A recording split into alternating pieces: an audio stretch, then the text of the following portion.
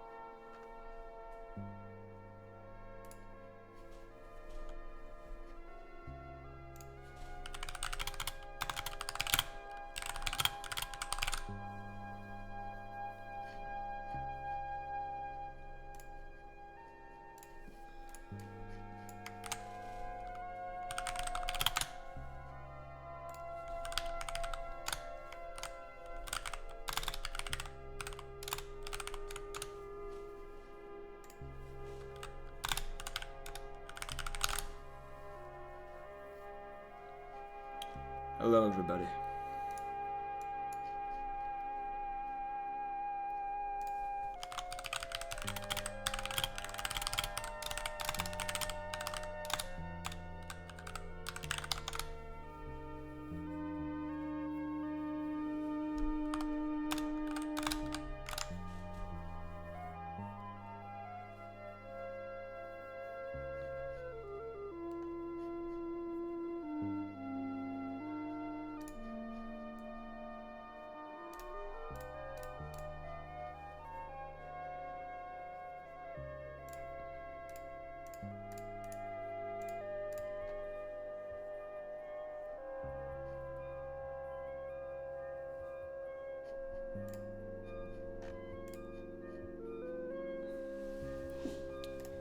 Thank you.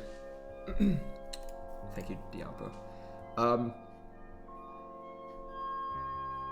gonna be. Wait, what week? Okay, I'm gonna keep it on. No, it's week 6. I feel like I don't know how many people played their games this week. I'm gonna be honest. So we might have to split this into 2, anyways. But we have quite a few for you, so to speak. And we really hope you enjoy it. It's gonna be a great time. I think Glowpoke only has 4. Alright, this is gonna be a bit more of a manual process because I'm in the driver's seat potentially more than I should be, but it's gonna be alright. I think we got this. Drufus and Noah. So this is accounted for.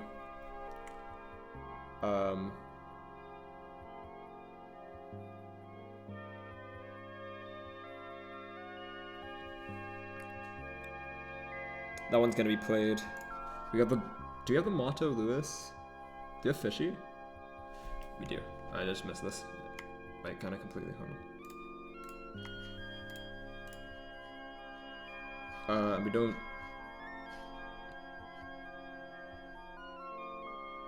This is French code.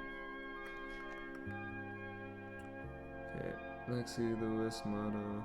We have 6. We have 6 of the 7. 6 of the 8 games.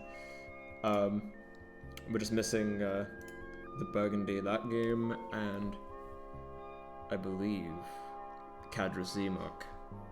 I believe.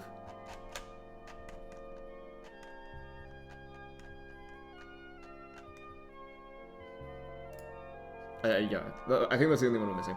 All right. Let's get this show on the road. I might be also putting in some of the stats myself. It's probably the thing to do.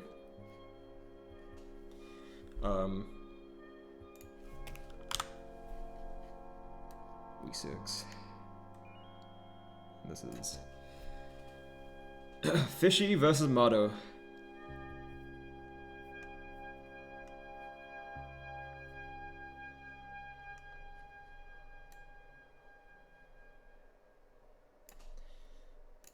On Motto side we have Starmie, Kilowattrol, Overquill, Escavalier, Mismagius, and Sandslash. And I think it's an interesting dichotomy with this team where it's like, well, 3 of these mons are like generationally kind of performing not very well this league. Mainly the Kilowattrol and the Starmie. And your touch gotta sit down. However, I really like Overquill, I like Sandslash, I like Escavalier. Especially into Fishy's team. However, there's a couple walls for Mado here, mainly the Wheezing. If you can't take that up with your special attackers, of which your special attackers kind of invite in, you know, the Meloetta to start wreaking havoc, or the Tinker Tuff to start doing a bunch of really nasty utility stuff, like Thunderwave looks good into this team, Knockoff looks good into this team, then it could pose, it could be a little dangerous. T-Spike's not really a threat, but if the Wheezing gets enough turns, it could be sort of very dangerous. That end, of course, Torosaka, always very scary after a turn of setup. Meloetta can just absolutely ravage things here. Escavalier kind of has not too many ins. Like, obviously, Wheezing can take it out with Flamethrower, but that means Wheezing has to risk taking an Iron Head on the switch in. So yeah, this one's very interesting. Now, mind you, I'm posing it like this. I know how this one ends, but it's like on the surface, and I think for most of the game, it is a very nice bit of back and forth. Why are people doing fireworks? It's the 16th. Wait, is it Lunar New Year today? Oh my god, my bad, guys.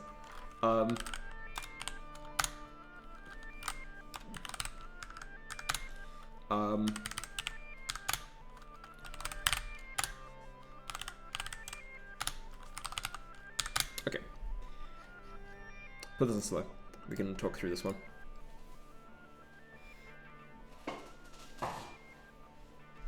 Off the bat, very, very scary Clear Amulet here. So it's like we have to kind of switch out. Luckily, Durant doesn't get Fire Fang or something, so it's not like Escavalier is really super threatened by this. However, this Durant has multiple opportunities this game. Knockoff breaks a sub. It's a little surprising given Durant's bulk. Physical bulk's not that bad, but the 50 HP is really... I don't know if it's 50, but it's a low HP value. Unlucky flinch, because otherwise that's just killing. The Escavalier is just killing the Durant. So now, if it has first impression, which looks unlikely on the surface, then it can do that. Rocky Helmet Knockoff is really, really powerful into this Wheezing, because that's the main way it's going to be making progress here. Reveal and Flamethrower. And also reveal of leftovers from Miss Magius. No Scarf, no Specs shenanigans going on. Going to be a lot easier to switch in on here for Fishy. Sub coming down from this Magius. Going to be kind of scary, but again, not the most threatening with our Carmine or Nasty Flat setup already. Snarl missing is super bad. Very good technology from Fishy there, because it just hits through that sub, but obviously 5% miss chance is going to be really nasty here. His Kilowatt coming in, going to take that Spatak drop, not great, because otherwise, you know, this thing's already mega damage up, it's coming reduced even more. Overheat's coming out, just doesn't kill. Very smart Roost on the Overheat, so now we're nowhere near dead, and it's not like the Manectric can really do much to us. I guess the Manectric's best course of action right now is to be wasting those limited Roost PP, because that's going to be a big tax for Mado and come this endgame. If that's his main check into the Manectric. Iron Tail coming out, Life Orb Iron Tail into the Wheezing, very good. Very risky as well, but I appreciate the gumption, because otherwise Wheezing's just a complete check to it. Iron Tail again, hitting again into the Tauros Aqua. Going to be doing very little. Intimidate revealed. No Cudshoe on the table. Starmie's in now. Going to take the Wave Crash, but that's a very, very fat Starmie, the Rocky Helmet. And that the Starmie did more damage to the Tauros that turn than otherwise, than the other way around. Meloetta on the flip turn, 20%. We can maybe extrapolate some calcs from there for Mado. Now it's a bit of a standstill. Miss Mag's not the easiest thing to manage over there, but you can bait out certain responses, such as Shadow Bolt. Unknown what item the Meloetta is still. Could be Scarf, given the damage onto the Overkill. Could be AV. Could be something completely different. Throat Chop onto the Wheezing. No punish from Rocky Helmet after it's knocked off from earlier. Now gets a free chance. The Strange Steam doesn't kill the Kilowattrel. Kilowattrel seems to be in a safe position to just click Roost here repeatedly. Look how much health the Kilowattrel's on. Taking another Strange Steam. Back down to 32. And it's just going to be able to repeatedly Roost. Fishy decides and elects to go back into the Tinker Tuff here. And potentially set up some rocks for Mado to deal with. U-turn on the Tinker Tuff. And Sandslash comes in. Threatening Life Orb attacks. Stealth Rock up. Sandslash has a free opportunity to spin again, if it has the move, but it actually reveals agility of all moves. Very surprising. Misses Iron Tail, bound to happen after 3. Destiny Bond. Agility again on the Destiny Bond turn, just to waste that out. But now you get some really good ship with Wheezing, and this is kind of where the folly of Life Orb starts coming in. You know, you get the extra damage on Wheezing earlier, which would have mattered if the Wheezing was more shipped, but otherwise Iron Tail's just 2-coing, right? And now Soundslash can't take any hits. This Durant set, by the way, is crazy. I'd just like to point that out. Just first impression, you know, just really, really incredible stuff here. Pursuit reveal on the Escavalier, really interesting. But Escavalier is not going to get flinched this time. It's going to be able to take out the Durant.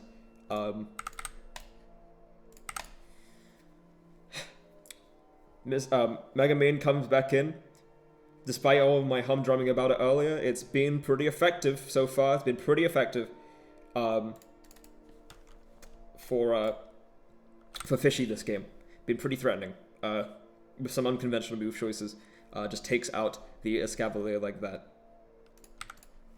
Flip turn again on the Tinkertuff. Can't get rid of these rocks. Gonna get that damage in. Own tempo reveal. No pickpocket shenanigans going on with some strange knockoff. Paralysis from Thunderwave's really powerful. That's maybe Tinkertuff's best technique. You know, that's why ground types are so effective into it. Throat Chop is going to be taking out the Mega Man. It's pretty much expunged all of its uses in this game. And in comes the Taurus. Earthquake just not going to be able to take out, even with no Intimidate drop. Barbarad coming down. Poison onto the Taurus Aqua.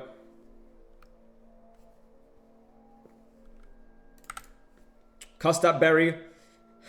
And a surprise kill for Overkill onto the Taurus.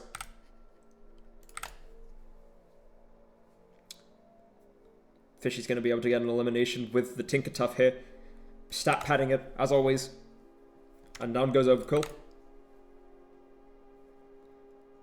Starmie's in front of it. Scald coming out, going to be doing so little, but the burn is so effective onto it. Knockoff, not going to be doing much, but the Rocky Helmet removal might just be something if this is maybe a physical Meloetta or a mixed one with Shadow Ball already having been revealed.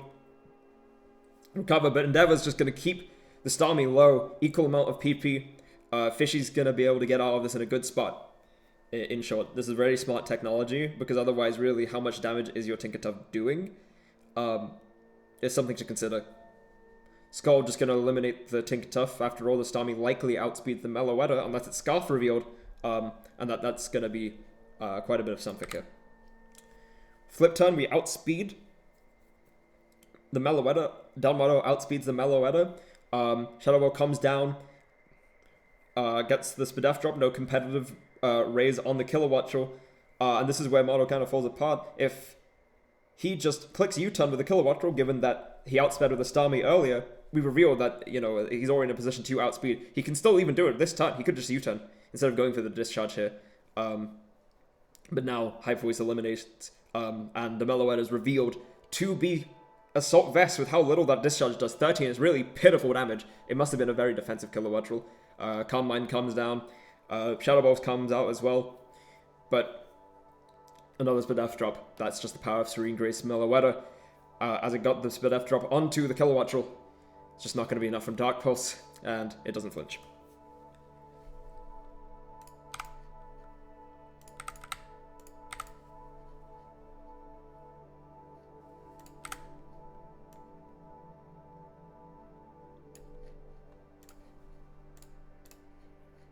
Hello, Zuki. Hello, Shelly. I'm taking a bit more of a different approach to this because I'm on my own by just fucking yabbering. But, yeah. Should be right for that. Next, we have, I believe, this is Lexi versus Skorgism.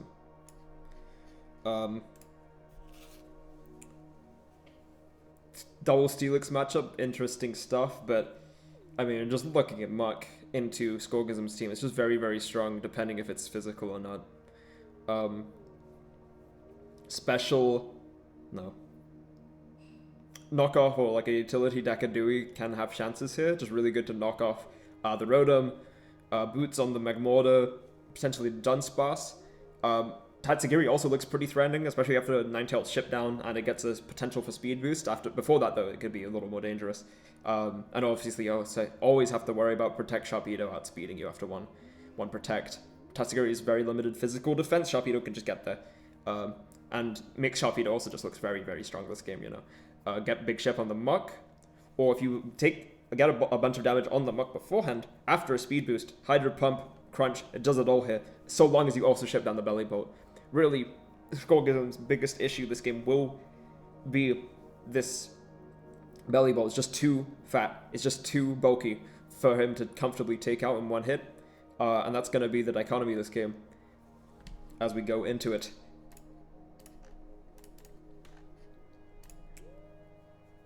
Lead Steelix against lead Steelix. One's good as gold, one good as silver, but the one is now Mega Revolt, taking 55 from a Life Orb Earthquake. And funnily enough, Lexi's Steelix, theirs takes less.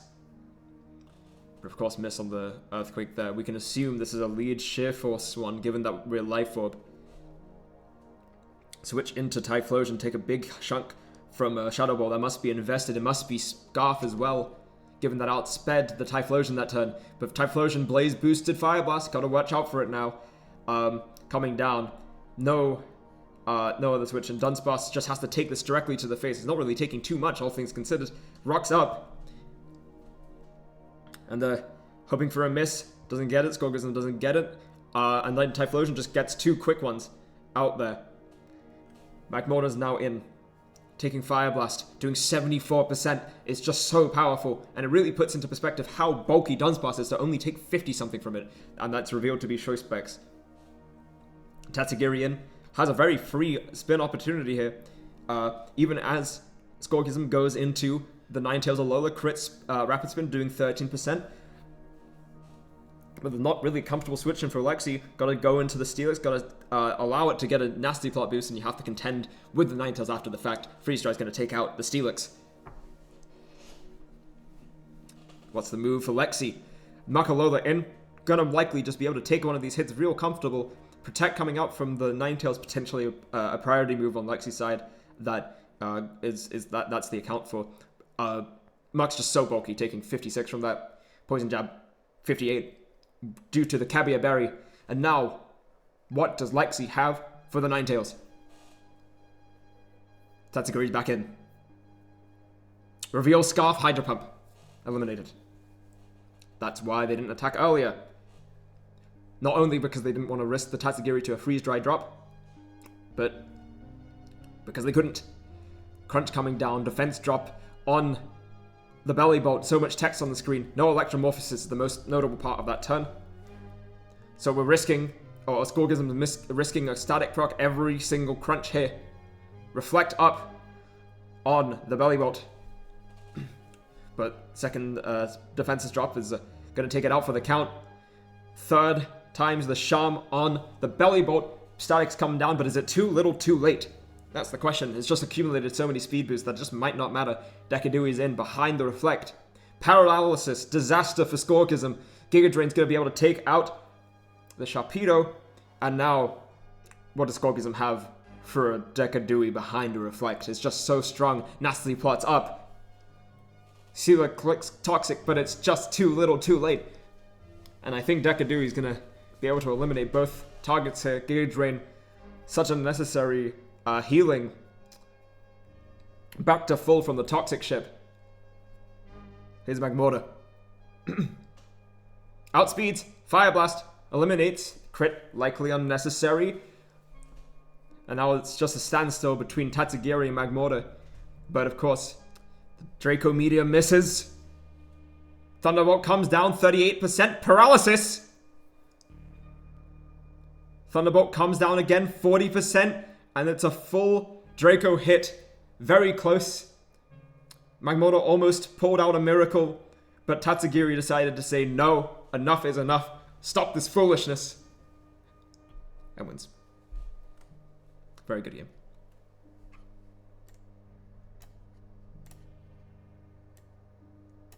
I did put in the stats.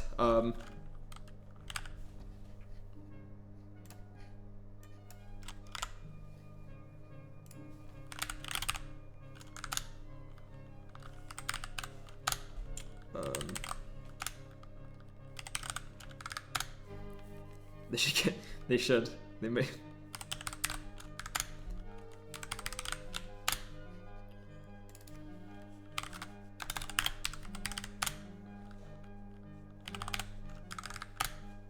We're just seeing how utterly explosive low tier can be, especially when there's so many offensive mons but so few defensive shacks for each team. Set up nasty pots, coming down, choice specs, choice scuff. Just so scary. All the time.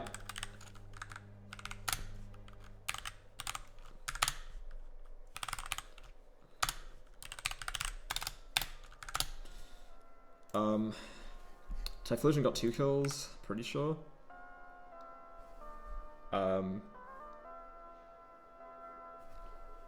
Dewey also got 2? I'm pretty certain. Pelibol didn't get any. I think Tatsu got 2. Must have, yeah. And then the rest of these didn't get any.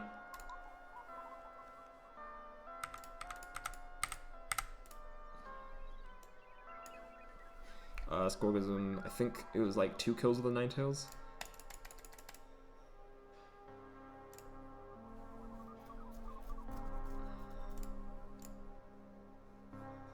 One, 2, yeah. 2 Ninetales.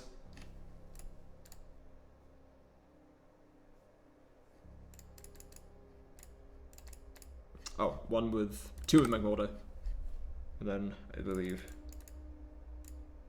1 with Sharpedo. Yep.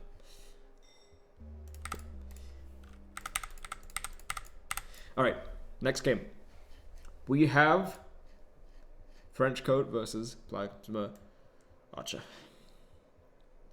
Otherwise known as Ewan.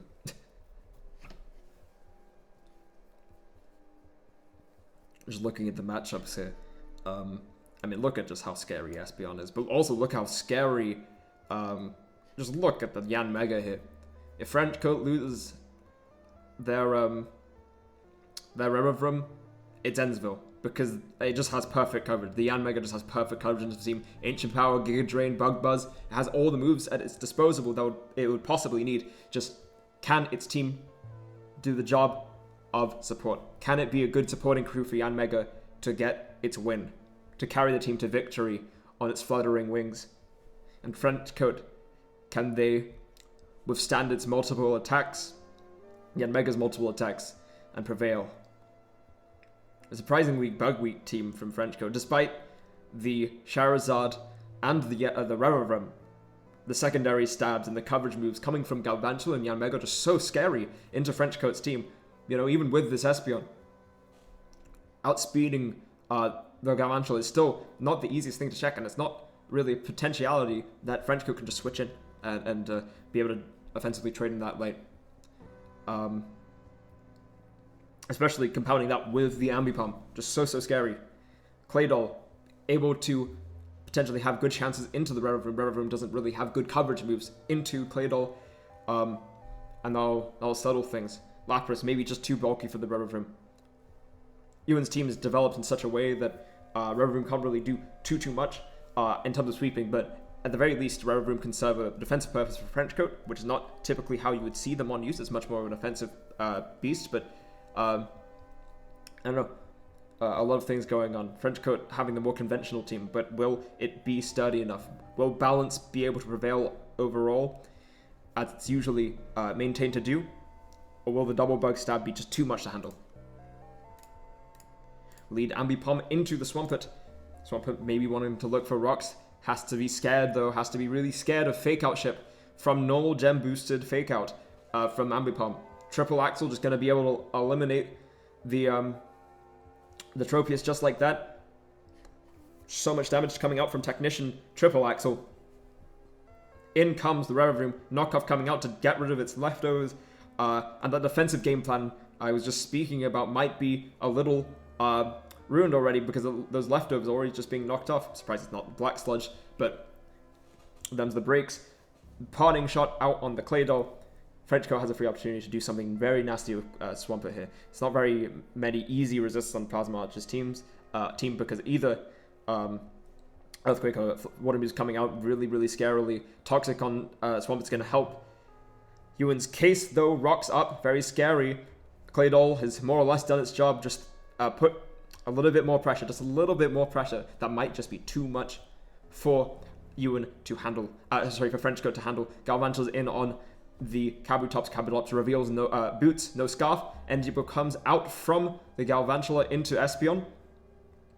Power Gem comes out from Espeon to Galvantula. It's a one-hit KO. And in comes Toxicroak. What's the move? Sucker Punch. Revroom's back in on Frenchcoat's side. Outspeeds the Toxicroak, but it's going to be a fake-out play. And again, an unconventional move because, really you only see that in doubles. But it's actually the Toxicroak that's going to be outspeeding Revroom, which must have been a slow, bulky Revroom, and that's the punishment for it. Swampet's now in on the Toxicroak, just going to be able to put up the rocks on the Toxicroak, surprisingly staying in, electing to stay in to get 36% damage from Earthquake. That's a lot of ship from Earthquake. Really, Swampet shouldn't be taking that much. And Ewan's classic trick. Sash Toxicroak just working again in before the rocks could possibly go up from Frenchcoat's side onto Ewan's side. And going to be able to take out the Swampert as well as the Revroom this game. Aqua Jet takes out the Toxicroak, no Dry Skin. Must have been hoping for a Poison Touch proc somewhere along the way, especially with the Fake Out coming down. Charizard's in on the Yanmega. Yanmega's clicking Giga Drain. Has taken Rocks damage, so we don't know if it's Specs. It could be Scarf. I'm not quite sure on the calcs here. Gonna click Ancient Power and eliminate the Charizard. And it's just too fast now. Espeon can't take it out. Kabutops. Only hope for Frenchcoat. Can I eliminate with a Aqua Jet? And it's just not even close. Giga Drain comes out, takes out the Kabutops, and takes out the Espeon with a Bug Buzz.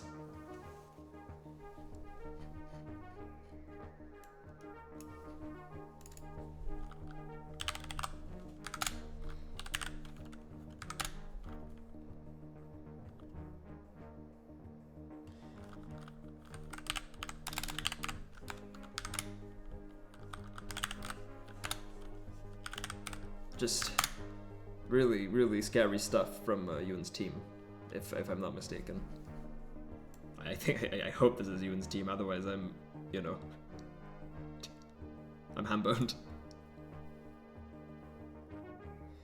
But I believe it is, so. If not, then we just move it somewhere else and just pretend I said a different name that entire time.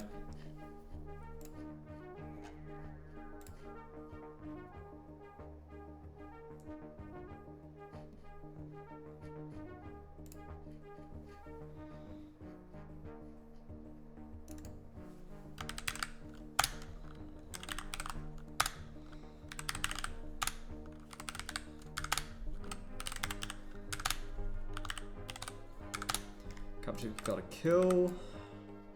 I mean, all these are ones. How many kills did Yanmega get this game? It's just so scary. I believe it got 3. Got 3 kills.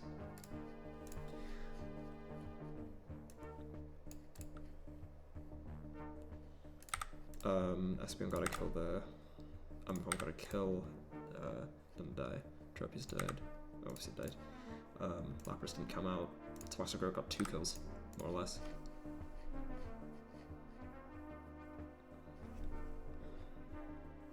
Three. Toxicroak died. Claydol died. Yeah.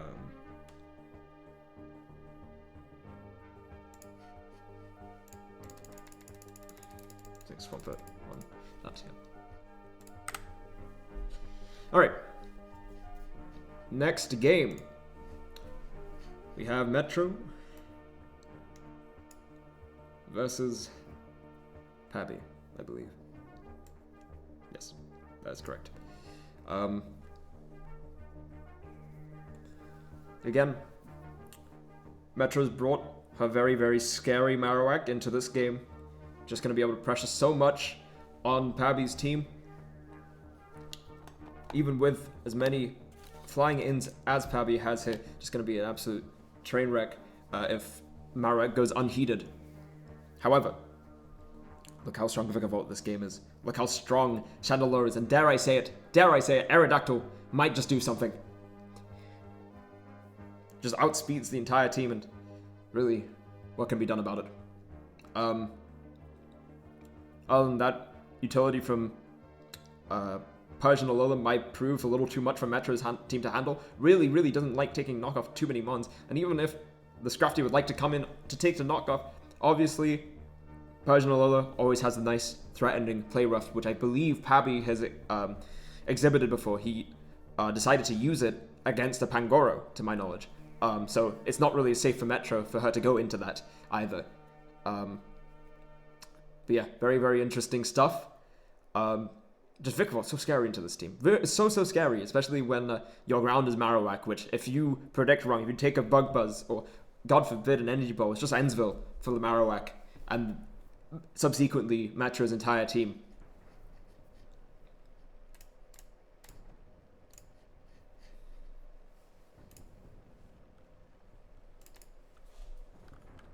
Leading the Vikavolt, so scary, coming into the Volt Switch, doing quite a bit to the Cursula, but it's staying in. Cursula stays resilient in the face of it, sets up the rocks, might just prove vital for Metro's game plan. Bulldoze takes it out though. Just how weak is Cursula to die to a Go-Goat non-stab Bulldoze? Not quite sure. Scared out, Go-Go's scared out by the Entei, clicking Crunch, maybe trying to predict the Chandelure coming in. Lefty's revealed on the Persian, on a defensive Persian set. No big surprises there. Comes in on that. And as I said before, knockoff. Gonna get rid of the Assault Vest. You have a bit more of an idea, if we're Pabby, about what moves the Scrafty is going to be running. If it's just an Assault Vest support set, no rest is really important. No, with, you know, obviously revealed with Intimidate as well. CC doing so much into Hitmonchan. Hitmonchan's weak physical bulk, just really not preferable for Pabby here. But it has the Rocky Helmet on it. Gets Drain Punch into Vaporeon. It's going to be a lot of HP. Big HP stat on Vaporeon, low defense stat. And might just be able to get the Rapid Spin and undoing all of Cursula's progress from earlier in the game. While Metro just sets up a Wish. Fairly safe on the Hitmonchan. Not really doing too much. Scald coming down from Vaporeon into the Vikavolt.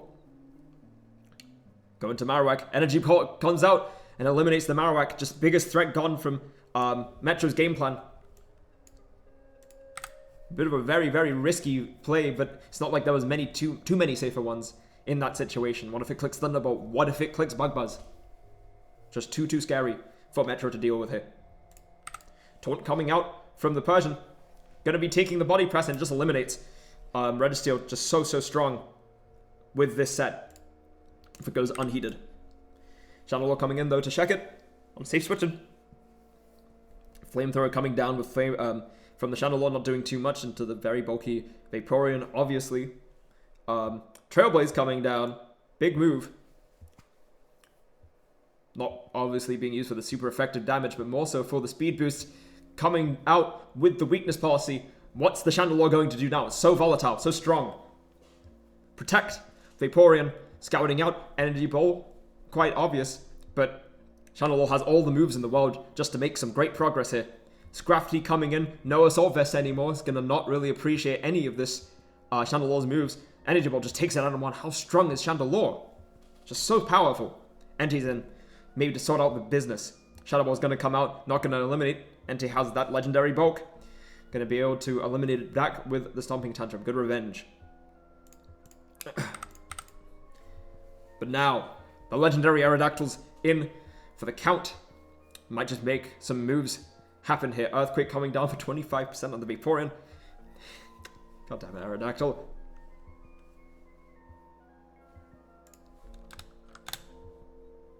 But Taunt prevents the Wish. One of Aerodactyl's great traits is that it can just do that. It's been coming out from the Vaporeon. Obviously precluded from using Wish and Taunt. Wish and Protect. So it must deal with the good old Hitmonchan alone. But now the Vaporeon's low. Taunt's ended, but it might be a little too late for Vaporeon and its survival here. Kilowattrel back in. Thunderbolt quite obvious at this juncture in the game. No switches left on Metro's team. Even the Registeel might be able to take the move, but what's it gonna do back? That's the question. And Crit is gonna make a big statement saying, you're not gonna be able to do anything. Paralysis as well. Just really unlucky, but Registeel back up to full. Still, the question remains, what can it do? Thunderbolt eliminating the Vaporeon. Metro now is afforded a free switch and into the Entei. Aerodactyl comes in on what is likely to be a Sacred Fire. Sacred Fire hits, does big 43, and the burn is so powerful here, it's so significant, because Aerodactyl is doing even less than it already was doing. What little it was doing before is now cut in half. It's like when you have a carrot and you just keep slicing it. Just nothing left of Aerodactyl's offensive production. But watch out. He saw his taunt left on its belt. Iron Defense unable to be used on Metro's end. And that might just seal the deal. Even if Aerodactyl really can't be doing much, at least it prevents the rest of the team from losing. Registeel takes out another Mon. But to what end? Vikavolt back in. Thunderbolt. No sacks left on Metro's side, and it's just going to be able to beat down the rest here.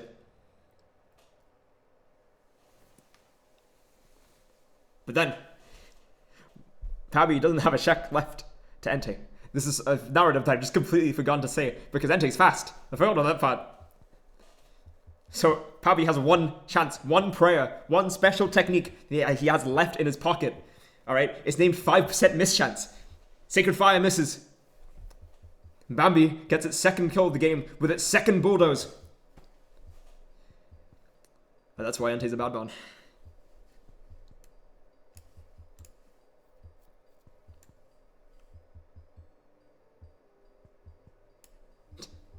It's one of the dumbest things I've seen live, by the way. That was awful. I saw that live, and I thought to myself, just like, what in God's name? What am I watching? Because, you know, that's an Aerodactyl win. I hate for it to be an Aerodactyl win, because it lost. It lost the game, but I suppose Entei got its comeuppance for having gotten the burn onto the Aerodactyl before. That made it so useless into the Registeel.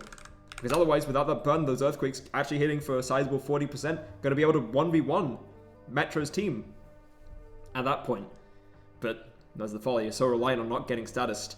So if you have to use Aerodactyl at all defensively, it can kind of fall apart.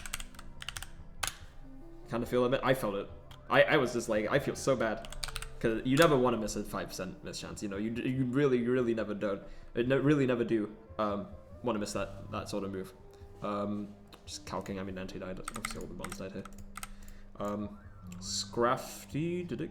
I can't remember if that did anything. I could just type and fainted. Cursor dies to Go-Goat. I think Go-Goat gets 2 kills this game. Let me put those in as well on the Pabi's end.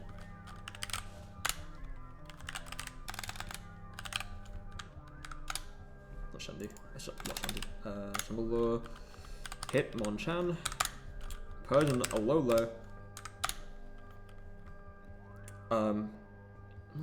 I keep forgetting the name of this mon. Vikavolt. And Go-Goat.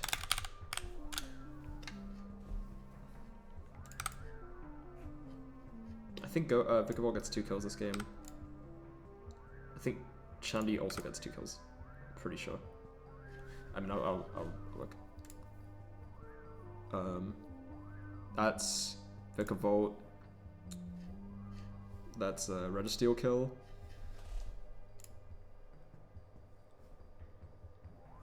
That's a Shandy kill.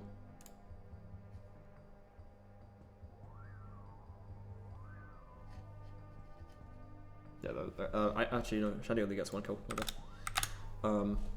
It just felt like I did more. Entei gets 2 kills, I'm pretty sure. Vape gets a kill onto the Hitmonchan.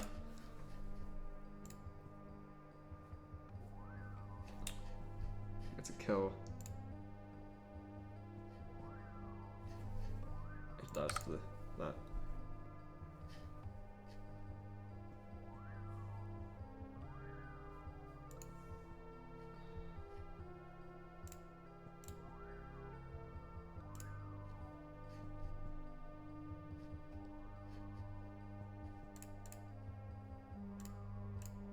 Am I missing something?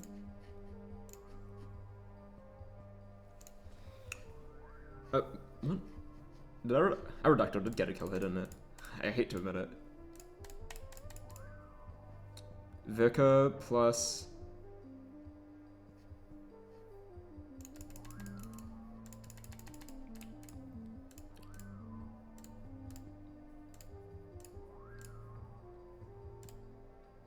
Mon, Vika...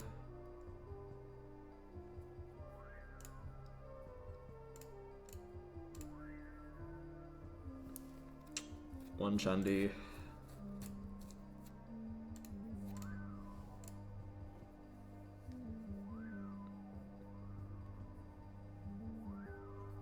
Oh, Vikavolt gets 3 kills, of course, my bad. Because it kills this Vaporeon as well. Yeah, okay. That's what I was missing. Sorry, the putting in the stats might... Sorry for that being distracting.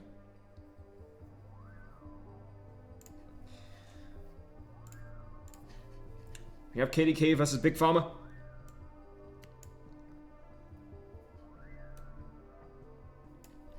I'll put in the mons this time beforehand. Big Pharma's team, especially with the free trades available to Big Pharma, just very, very strong stuff. I mean, these mons together really should cost like a shamillion points. We have a very strong Dragon, Ground, Steel Fairy, good Fire, Grass and Water. Just no fire type into KDK's team is a little dubious, but realistically, just look at Zyodog into KDK's team.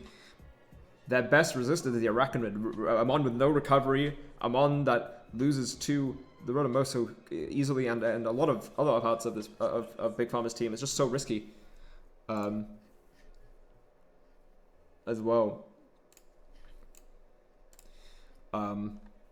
I'm not quite sure what KDK was supposed to do this game. It's just really, really hard for them to maneuver around what Big Pharma has going on here.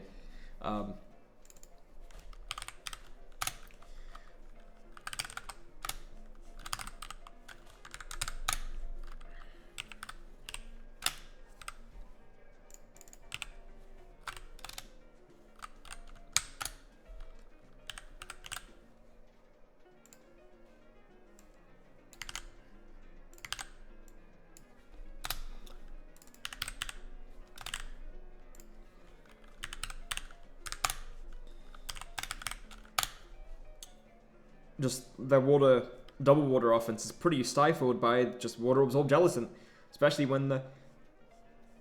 Well, I mean, what can you really do about the gelatin with KDK's team? It's just so hard to try and deal with that comfortably here.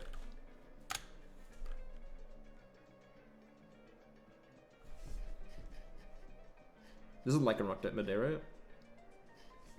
I'm pretty sure it's Lycanroc at midday. I'm checking this because now I'm unsure. Yeah, that's okay. You never know with these ones.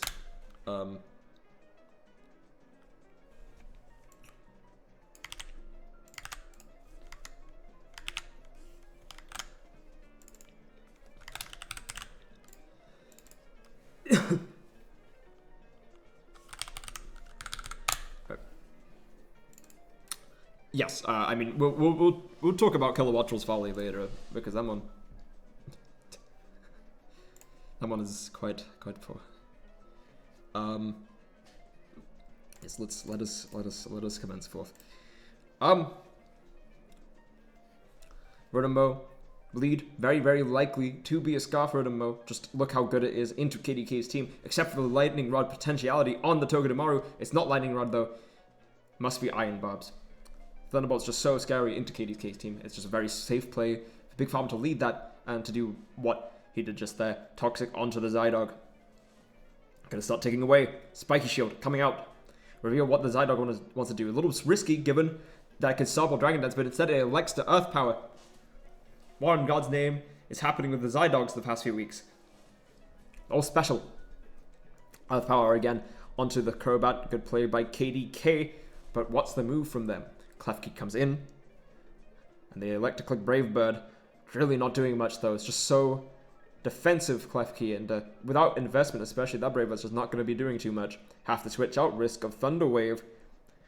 Which they are proven correct for. Togedemaru is now back in. But what can it do? Especially when the Klefki just keeps clicking spikes. Zingzap's not going to be doing all too much. KK has the cloister, of course, to remove these spikes, but then, again, there is a Jellicent. Gonna get a little bit lucky with these flinches on the KDK's Togedemaru. An interesting set. Probably doing it a little bit, but Iron Bobs and a Rocky Helmet gonna be sealing this month's fate. And it's not particularly like Big Pharma can go really comfortably into Zygarde 10%, but then again, he just went ahead and did it. And here comes the U-turn. Safe play on KDK's end, back into Crobat. Gonna just be able to eliminate something, especially with the Klefki so shipped. Not like Big Pharma has too many safe switch-ins here. Klefki only has one spike and a lot of damage onto the Togedemaru, to be fair, to show for its performance this game. Arcanine comes in, boots revealed on the spike. Thunderbolt hitting for so much paralysis. Oh my goodness. Stream speed, gonna be able to circumvent KDK from getting nothing from this interaction, but it's really not good. 55, just so much damage coming out from Mo's mouth. Lightning Rock in, gonna click Play Rough. Likely to be Scarf. Or maybe this is, I can't remember, is this Specs? I can't remember. That's just so much damage, though. If that's Specs, that's ridiculous. Or if it's non-Specs, that's ridiculous. But Play Rough coming down. Attack full on the Jellicent, but for what end? Crobat's back in, now has contend with a Will-O-Wisp. Brave Bird's going to be doing even less now. Farmer has to worry about a couple things here though. Taunt, Toxic. So Hex might be hitting for quite a bit, but KDK has gone a Toxic on what's otherwise a really scary mon for them. Especially with the Cloister and Araquanid still at full HP. Might be a way to turn the game around. Defog removing the last little progress, the last little remnant of Klefki in this world. They say that you die, you have 2 lives, you know, and Klefki's just lost their second. And so has Zydog after the Brave Bird burnt. Crobat is still able to take it out. Just how frail Zydog is. Thunderbolt, Scarf Thunderbolt, eliminating the Crobat. Just this Rotom Mo's just been able to do so much progress. U-turn on the Jellicent, quite smart. Go into the Araquanid from KDK's and Toxic miss. Unfortunate, because now the Araquanid's going to be able to infestate. And this is what I was confused about though. Infestation doesn't trap ghost types. Ghost types have a passive ability where they can switch out of trapping effects, to my knowledge. I don't know if Infestation's in that pool. But the Jellicent reveals Curse Body, so it's actually safe to click water moves into this the entire time. Oh, safe. I can't just switch in on them freely. But for 2, Big Pharma just elects to not switch out here, which I find interesting. Skull comes out and Jellicent's taken out for the count. And Araquanid gets an elimination, a trapping elimination. Very precise, but now Volt Switch, Scarf Volt Switch is just so threatening again. Hitmontop, no intimidates, kicking the Scald, 68% and the burn. Araquanid doing a lot of progress here, but time is ticking on its health. It has one last turn with Toxic to its name. Stone Edge going to be able to eliminate it there. Burn. Togedemaru in. Taken out with a Zingzap. I believe Togedemaru's gotten a couple kills this game.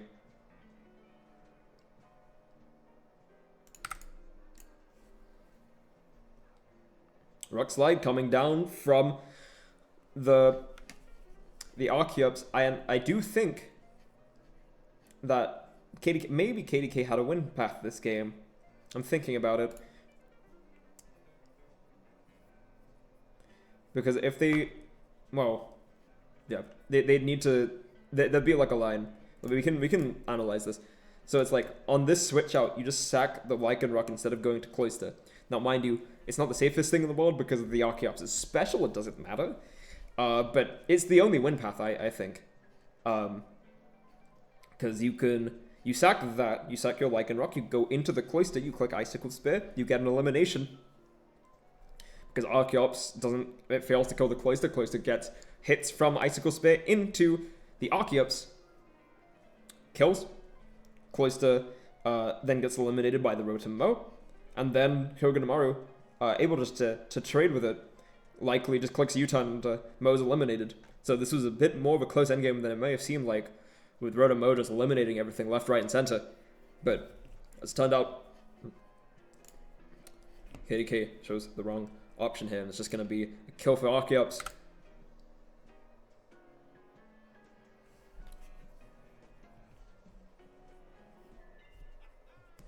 Come in with Lycanroc, switch out into the Rotom Mow. Sack the Rotom Mow. Xelrock going to be hitting twice from the Lycanroc, what is likely a Scarf Lycanroc. But unfortunately, and this is something I've precluded from the audience this entire time, the Archeops would win the game if it just had Earthquake. However, this doesn't have Earthquake. It's an Archeops lacking Earthquake, and Archeops is actually, and Lycanroc is actually just able to beat its Rock-type brethren, Stalactite from another Stalagmite, and win the game, which is crazy. I watched this live. I threw my chicken nuggets across the room. You know, I was dumbfounded. But that's how the cookie crumbles sometimes, and you just have to contend with that.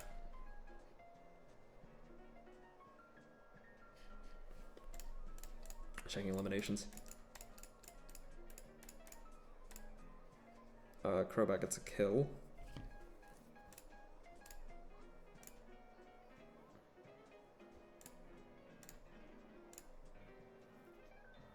Crobat gets 2 kills. This is a second kill. Mo gets a kill. U-turn. Renaka gets a kill.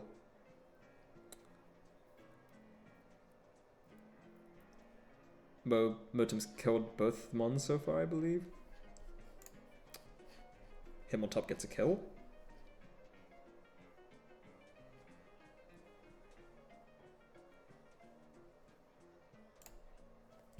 Hyoganomaru gets a kill. That's what it is. 2, 2, 4, 5, 6. Okay.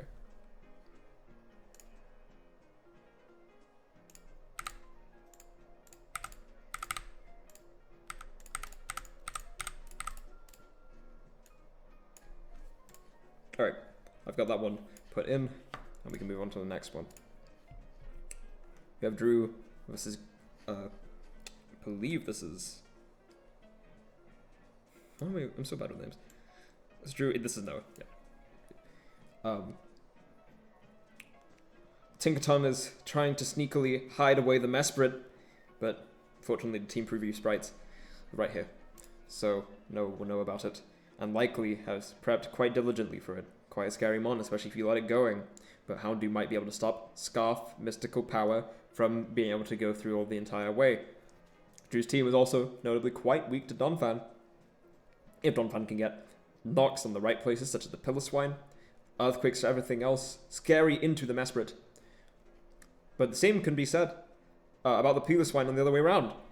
Piloswine, much like Donphan, threatening all kinds of damage into Grinder's team. Swallow's not really a safe check, doesn't take it out quickly with its Boom Burst, and Ice Shard always a threat there.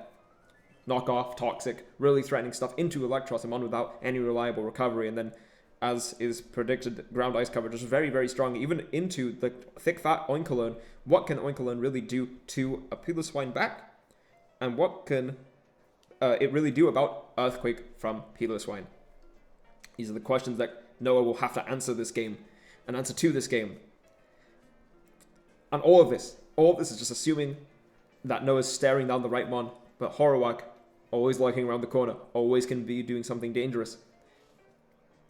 And if this Houndoom's not Specs, or not Scarf, and not Scarf Pursuit, the Zoroark always has chances into Noah's team. On the flip side, though, what can Drew really do about Noah's Houndoom if it gets boosted up? These are the questions that each player are going to have to ask this game and have to contend with, and who can think through the problem most diligently, yet most swiftly, will be able to win.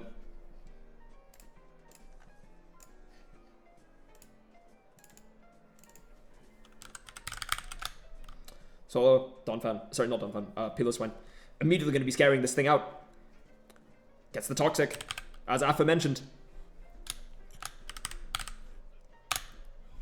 Body press, going to be hitting for so little. That must be max defense on the Oinkologne, but Piloswine's just going to be able to shrug it off and get its thing going.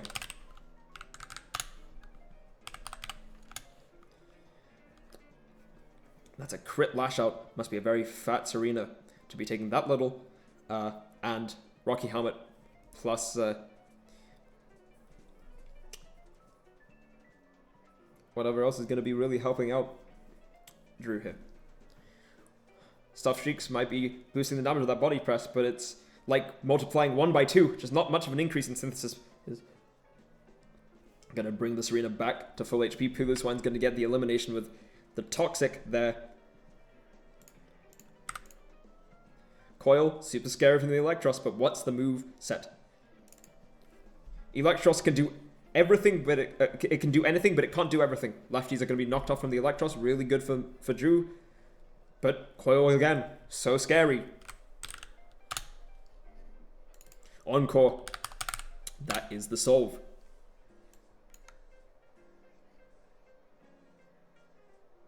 Sorry, I need to fix the dark. I've screwed something up here.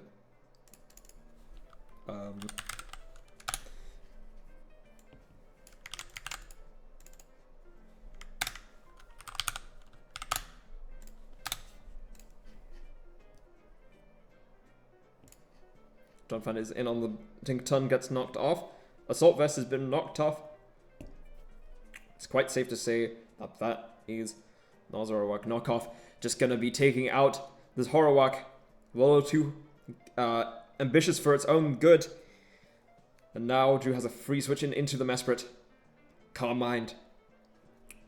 Noah's just going to be able to click Rapid Spin onto the Calm Mind. Will the Donphan have enough speed to outspeed it? That's the question. Otherwise, this Mesprit's going to be a big issue for Noah. Calm Mind again. So much power embedded into this Mesprit. But Donphan, another crit knockoff, another elimination.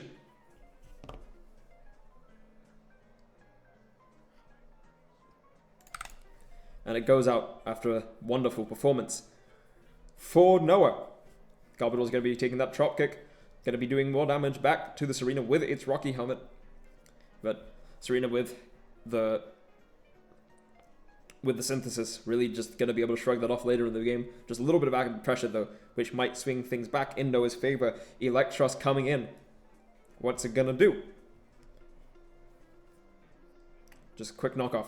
Going to get rid of whatever the Tinkaton has, which are lefties. Gigaton doing big 24.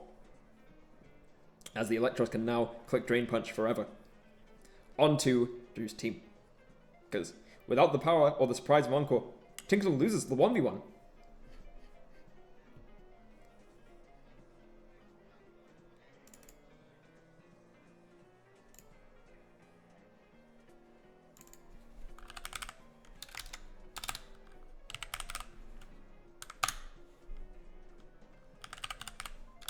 Knockoff onto the Tinkaton.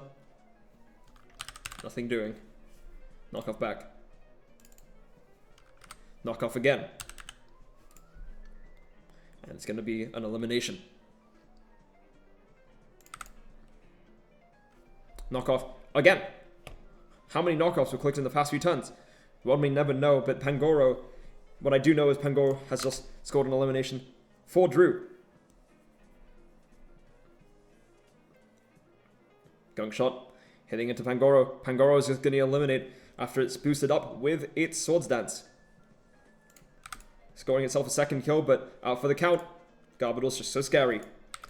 Can't trade into it very easily. Houndoom now on the Piloswine. Will it hit its moves? That's the question. Houndoom, you dumb dog. Fire Blast miss. Piloswine Earthquake. Piloswine elimination.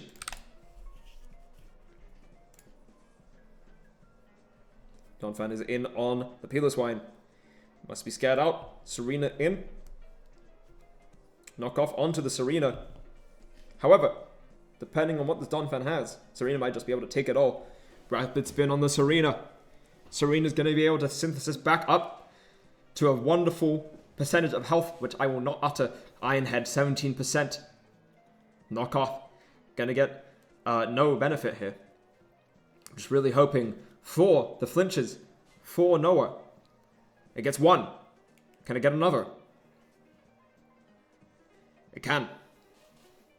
And that's going to seal the Serena's fate to Donphan's nasty Ironhead. Another kill for Donphan this game. The third kill. What can't it do? With just a little bit of Christmas luck. Crit Ice Shard not going to be enough to take out the Donphan. Ironhead brings down the Piloswine to 31%. Piloswine, just a complete battle of these two ground types going at it. 3 kills for Piloswine. But unfortunately, Swallow's just going to be able to take that and get the revenge kill with a Boom Burst.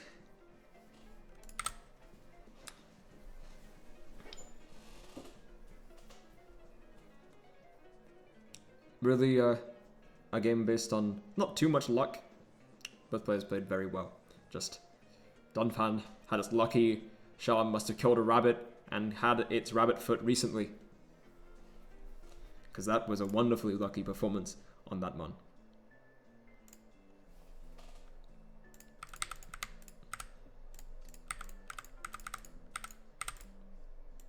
And I believe I have recorded all of the games for Glowpoke.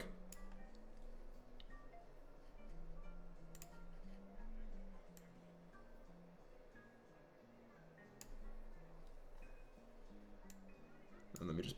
I don't have the replay links in the doc. Someone will have to do that after. But I just wanted to get the commentary in and put the stats in, which is the main part. We obviously don't have all the games played for this week, but I think it's worthwhile looking at what we have so far in terms of a couple stats, just for fun, flavor. Let's see the standings currently. Pabi in first place, a 5-1 record. Very strong performance so far. No one's really even too close. Noah's par, but in terms of differential, but you see the difference. Burgundy yet to play her sixth game. If she wins, she might be able to shoot up to second place if she gets enough of a differential lead over Noah. It's very interesting how the differentials have lined up here. As you see, a player such as Drew, who's currently 1-3, has a 0 differential. I might have screwed up something in the stats, but how's he 1-3? Wait, what?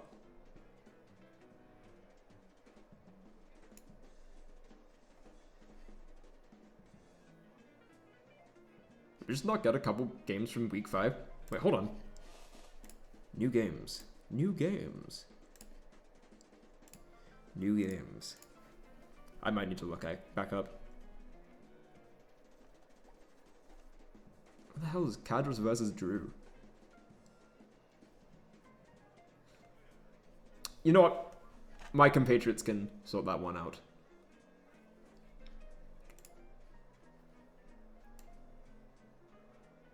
Schoolism.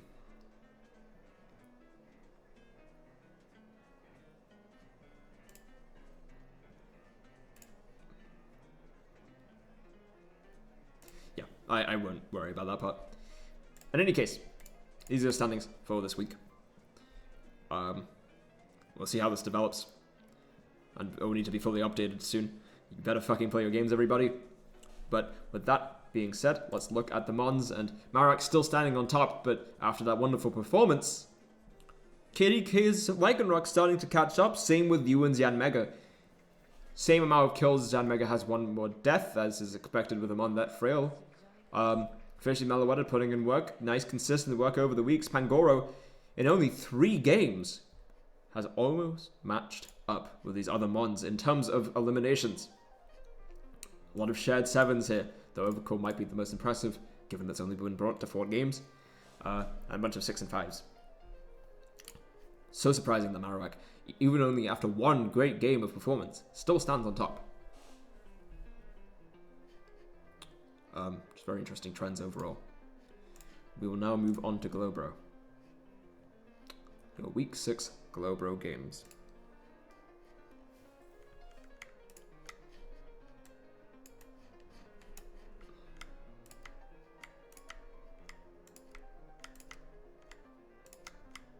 I believe we have a full suite here of 8 wonderful games for our viewing pleasure.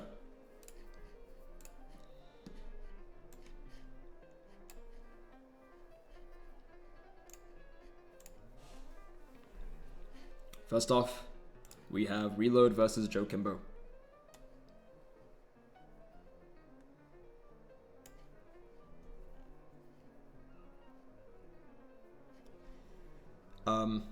You already know how I feel about Aerodactyl, but for being a wheel-spun team, Joe Kimbo's team is very, very powerful. Something, a lot of things that Reload must consider here. Reload's team looking mighty small, all things considered, but don't let size fool you. Maybe Sandy Shocks can pull out miracles, same with Serena, Umbreon, Kingdra, Sneasel, Hisui, all of these monsters so powerful in their own right. And just small frames. Frogadier even though it's a Sheepo, might be able to put up a spike, might be able to just make that little bit of extra progress that Reload needs to eliminate some of Joe Kimbo's bulkier fare. Yes, let us watch.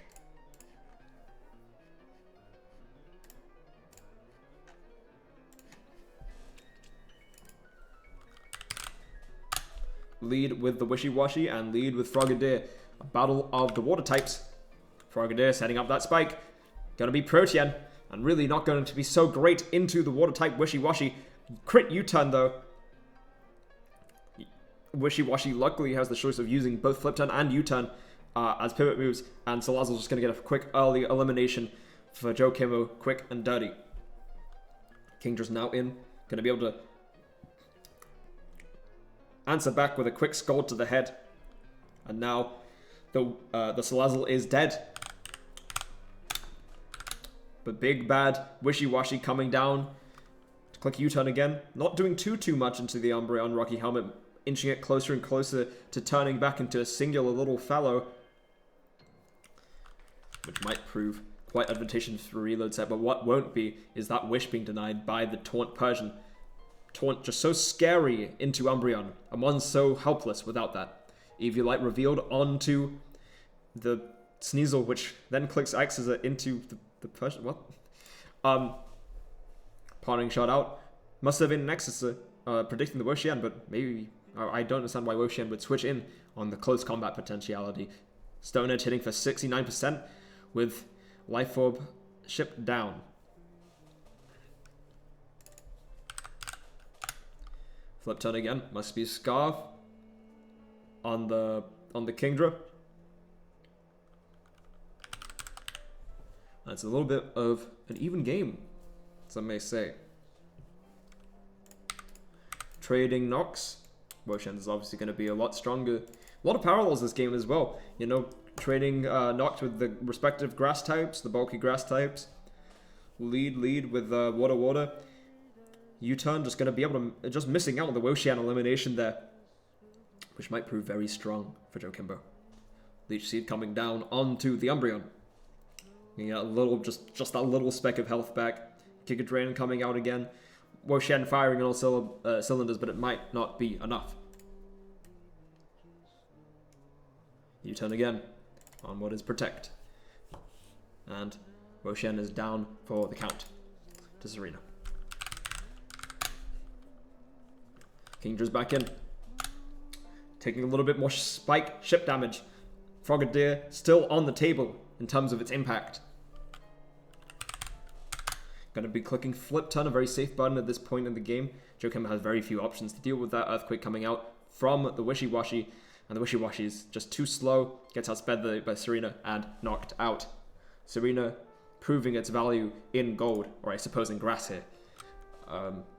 Having already eliminated two of Joe's Mons. However, Stone Edge into Earthquake, a true combo from Aerodactyl. That's a kill for Aerodactyl. Going to be taking so much life orb chip in the process, but what are you going to do? Kingdra's in. Persian Lola reveals boots. I think that was seen before. Scarf just going to be able to clean up here. The king sweep, some may say. Cloth coming in. Can't risk any potential for maybe a Pasho Berry Stone Edge going to be eliminating the Serena. Maybe a way back into the game for Joe Kimbo. Sneals in on to the Cloth. Cloth is limited by close combat. And I think that's going to be it. For what is Joe Kimbo to do into Sneasel? You eliminate the Sneasel, but then the Kingdra, Scarf Kingdra just comes in and scods. And I think that might be it. 2 kills for Aerodactyl at least.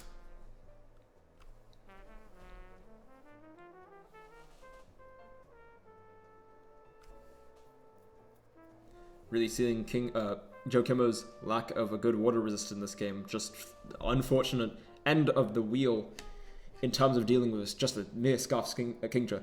You know, not the strongest mon in the world, but repeated pressure, especially with Frogadier Spike, just proved a little too much for Joe Kimbo's team to deal with in this game. As much as Aerodactyl tried.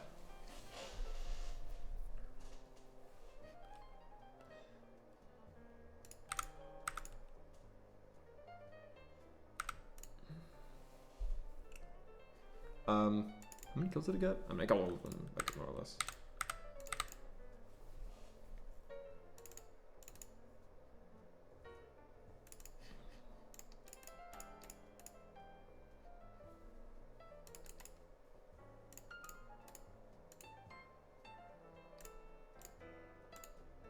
I've got a kill. Yep. Sneasel got a kill. And Kingdra got the other 3, I'm pretty certain. Because it eliminated the Persian, eliminated Salazzle, and eliminates this Aerodactyl. Okay.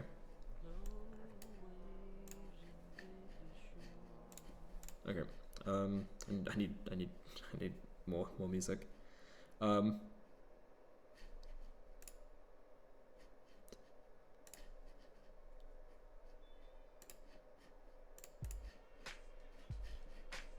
know, just go back to this. It's the safe option. Interesting game here. And then we have Zuki versus Rufasi.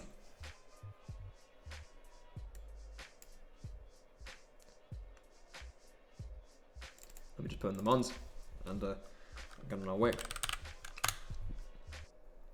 Rufasi's team notably lacks a ground attacker.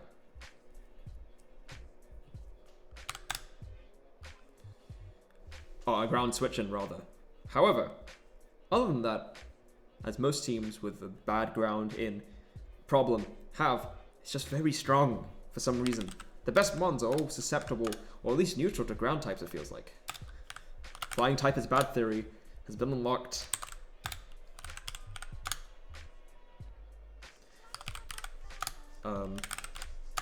It's just very, very well put together, so bulky, so many options for progress making on that side, while Zuki, a little more flighty. Kilowatt. To Florges. To Piloswine. A little here and there.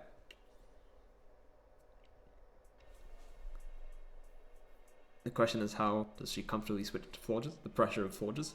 What if Florges baton passes as she goes into Orthworm into, let's say, the Inteleon Scald is just very hard for Zuki to switch into is, well, of a Mudsdale, right? I mean, Mudsdale kind of doesn't help you too much here, Zuki. It's just so rough. It's just so rough having to deal with all of Rufasi's threats, especially when you can't threaten back with your own fast ground type attacker.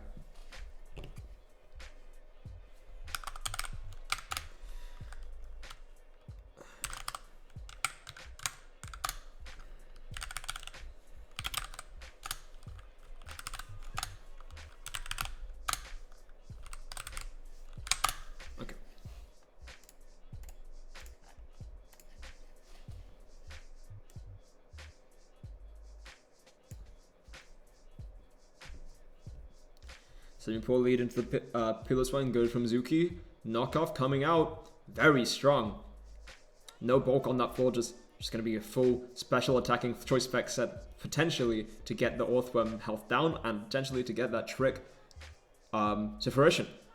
Make it a lot more disrupting for Kazuki's team, especially for her Orthworm. But now Orthworm's able to establish a few more spikes, even with its leftovers removed, still going to be able to do its job fairly well. Seismic Toss coming out from the Dustclops. 30%. Zuki's team really doesn't have many ways of dealing with a set damage move. That's something I think is underrated in lower tiers where Mons have lower HP pools on average. And Dustclops outspeeding the Turtonator wouldn't usually happen. But Rufasi's must be sad crept, and you have the ease of use of doing that because you just need a bunch of HP invest on the Dustclops. You can speed group kind of few other very slow Mons with your Dustclops because the defensive investment is not super necessary. Spec Synthesis coming out, or Synthesis on the spec set, assuming that you get the trick out as quickly as possible. Putting up all the spikes onto Rufasi's side with this Orthworm. Third spike up. What's the Dustclops going to trade? A nice bit of damage on Seismic Toss that's going to be irrecoverable for Zuki due to the lack of leftovers. And Wish, for that matter. Do something. The Kilowattrel's in, and I would contend the same opinion. Pain Split coming out. Dustclops with its low HP still getting a little bit of value out of that, but the spikes are really not nice to Rufasi's Piloswine. Piloswine coming in on the discharge. Good play. Now Piloswine can put up its own rocks and return the favor a little bit in the Hazard's War. Waterfall coming out from the physical Simaport. No flinch. Earthquake coming down, 59. Waterfall, it's super effective. Waterfall doing less than Piloswine's neutral Earthquake. Really speaking to quite a few traits about each of these mons, their deficiencies and their strengths. 28 from Waterfall into the Inteleon is at half HP despite only just taking a resisted hit due to those triple spikes. Flip turn on the Muck. Smart play. No pursuit here. Obstagoon coming in, going to be able to get its big flame orb off. Facade. Crit. Kill. I believe that matters. And from there...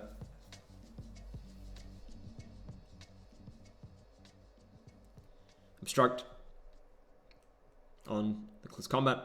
Going to be able to put things into range now. For what can Zuki's team do about an Obstagoon just ravaging through? Close combat coming out.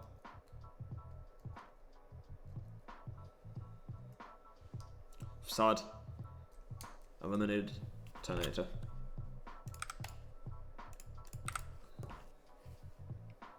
Kilowattrel's in on the Obstagoon, but Rufasi just switches it into the Piloswine.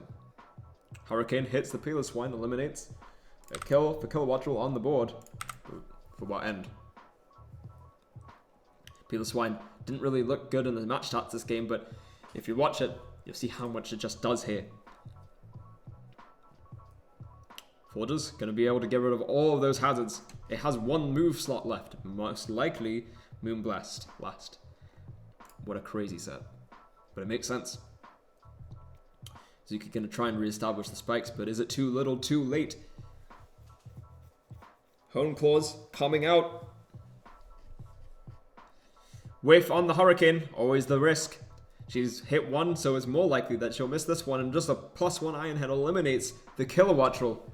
And Durant scores a takedown. Kane would have killed, but it's now looking really dire for Zuki. Durant just scores another kill on to the Orthworm. Sword comes in, but again, Iron Head, hit, connect, kill. And I assume there's no safer fate left for the Simaport in this endgame. And Durant has scored its 4th kill of the game. It's really unfortunate. Some aspects, the crit, the hacks, but that's Pokemon, that's the game we play. And that is also to be said.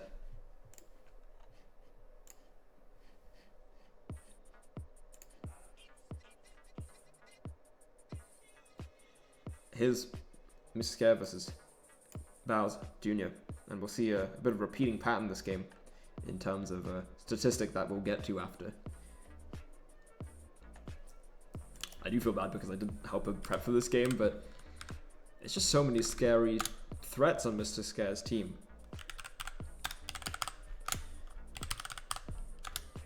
Somewhat unassuming, you know, if someone told me to look at this team and think of how scary it is, you know, I'm not like sure. But what Mr. Scare does, quite scary also. I'm so sorry. I'm so sorry.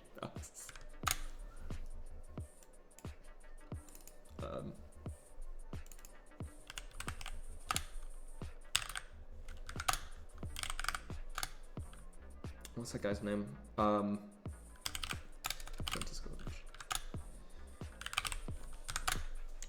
Parisian.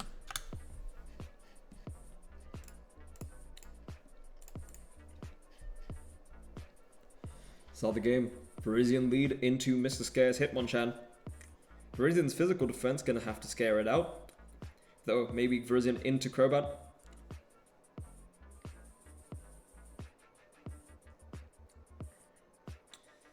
Good toxic switching. What's Kaparaha's move here? Knockoff into the belly bolt. No static proc and reveal of static. Though I know what the Kaparaha is. It is protective pads to protect it from static proc and potential shenanigans from Rocky Helmet. Knockoff onto the Crobat. Click toxic. And Hitmonchan hits its Stone Edge. Critical hit likely doesn't matter. And Crobat's down so early in the game.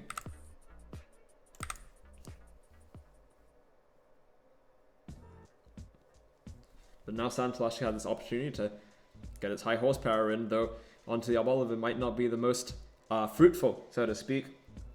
No Seed Sower activated, so this is just a nice little harvest. Arboliva going to be able to do its thing throughout this game, and Bellybot's now back in onto the Center Scorch. Center Scorch is going to have to now risk a static proc. And it lands.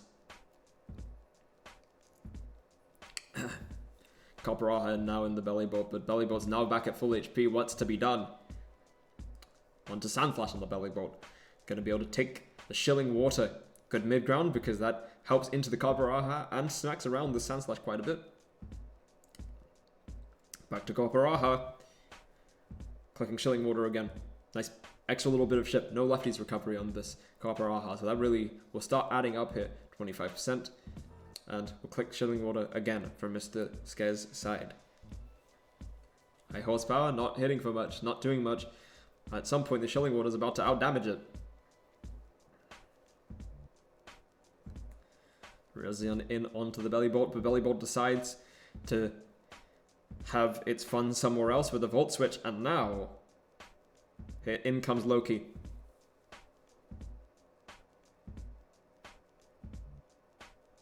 I don't think the crit matters. I'm going to be honest. If Hitmonchan does 68%, can't do 68% with a Stone Edge, that one's terrible. U-turn onto the Center Scorch and punish the Flame Body. So Mr. Scare, one of his big threats, just out for the count, but Tyrantrum if you give it an inch, it'll take a mile. Rampaging through Bowser's team now with a bit of Dragon Dance action. Psychic Findings to eliminate the Virizion, and now something else to eliminate Sandslash. Send a Scorch in. No Flame Body proc though. I can't imagine that Mrs. K might not have a Lumberry on this, just in case for that potential. Psychic Fangs, not killing the Sandslash. Hits the high horsepower. Tyrantrum, though, made its impact. 2 kills. 2 quick ones. Well, Sandslash has just clawed back a little bit more ground for Bowers. Stealth Rock up, but it might be a little too late. Giga Drain from the Arboliva, eliminating Sandslash. Cabraha in, and it's just a little dire. Boots revealed on Loki, if that matters at all. Decides to click knockoff. Get rid of protective pads, just reveal what it is. Make it a little bit more safe for Mr. Scare in this endgame, despite the differential loss. At this point, this is kind of what you care about. Hitmonchan also reveal Boots, rapid spin on it. And just taking so much from Heavy Slam. Cabraha is so strong. Drain Punch, eliminating the Cabraha. Surprisingly, Hitmonchan has 2 kills this game. I've not seen this one do that much in a while.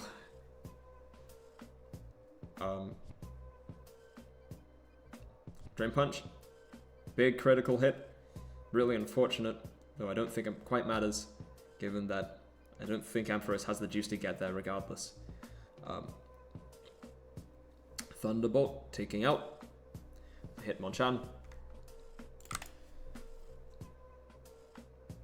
And Scarf Ice Spinner taking out the Ampharos.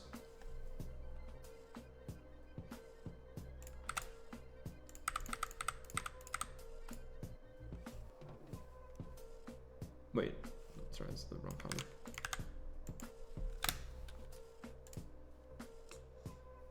Tyrantrum and... Okay, Hitmonchan died.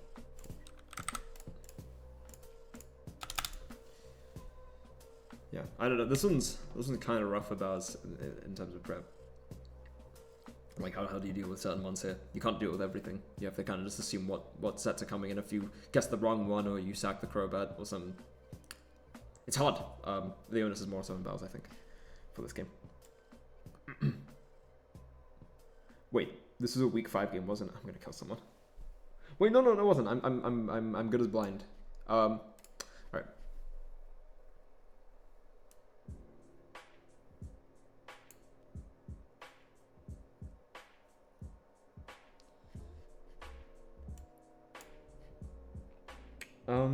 Yep, that's gonna be that game. And now we have Shelly versus Phoenix Guard.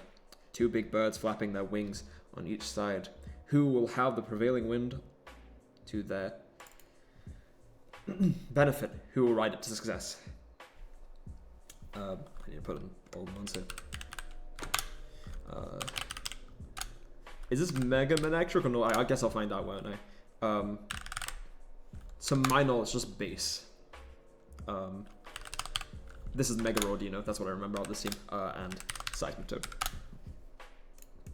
And then Shelly's side, there is Aqua, Talonflame. The core, basically, on Shelly's side, because look at this type synergies, look at the Fire, Water, Grass, look at the pivoting and the Steelix, and you have the power of Steelix, Steelix plus Fire Flying type, just a very well-known combo. Mega Steelix with Wiggly tough support. Just so overwhelming for many teams to deal with.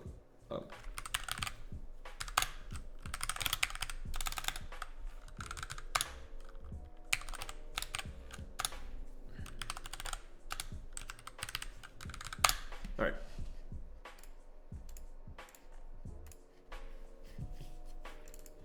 Lead Appleton into lead Rotom. What's just gonna come down? We might need to speed this one up. I know how this one ends. It's not pretty. Apple Acid, 10% into Munchlax, just so fat. If this is what childhood obesity gets us, maybe it's not such a bad thing. That's a joke, by the way, just to clarify. Toxic coming out from the Munchlax, really effective in the Phoenix Guards team. There was a conversation in the post-game chat about this, and I was just like, yeah, Toxic is a good move. Is the long and short. This is what this game tells us. This is what it teaches us. Rotom getting that Volt Switch in. Going into the Steelix. Steelix into Ordino. What can Ordino really do back? It has to use Mega Flamethrower, and even then it's not really doing too much. Seismitoad in. Steelix going to be able to Mega, and it puts up a substitute. Reveal what Seismitoad is running, what it's doing. Surf coming out. Probably says something if they're running Surf instead of Scold, so they don't accidentally get a burn. Maybe because they want to run Toxic. Maybe it's for a range. Sludge Bomb coming down, poisons the Rotom immediately, and Seismitoad is making really good progress here, and has healed up 12% from its leftovers. In comes Munchlax. Failed Protect, that's alright. Either way, you're getting 12% here. Soft Rock's up. Seismitoad's full set has been revealed, but the question is, what can Shelly do about it?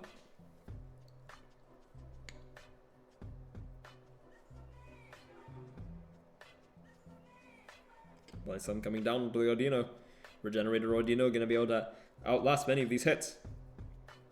It's the question of, can it outlast Shelly's Toxic PP with its Heal Bells? The answer is no, but that's implicit, you know. 8 is less than 15. 7 is less than 15.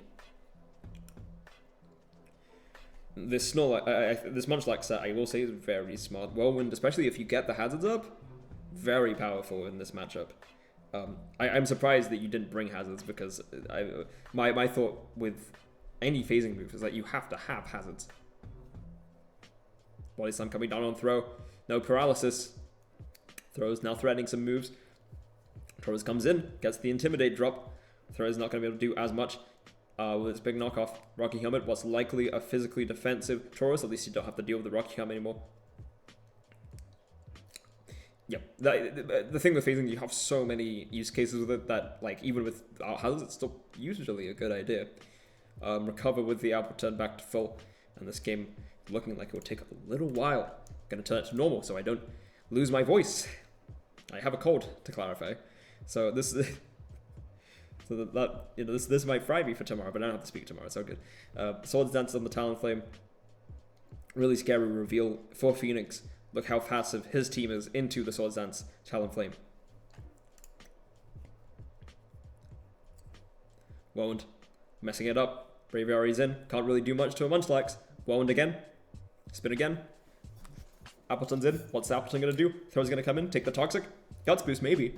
But even with that, here comes the Tauros, going to get the Intimidate drop down. Storm Throw boost, hitting through the attack drop, but just doing so little into what's likely a very physically defensive bull.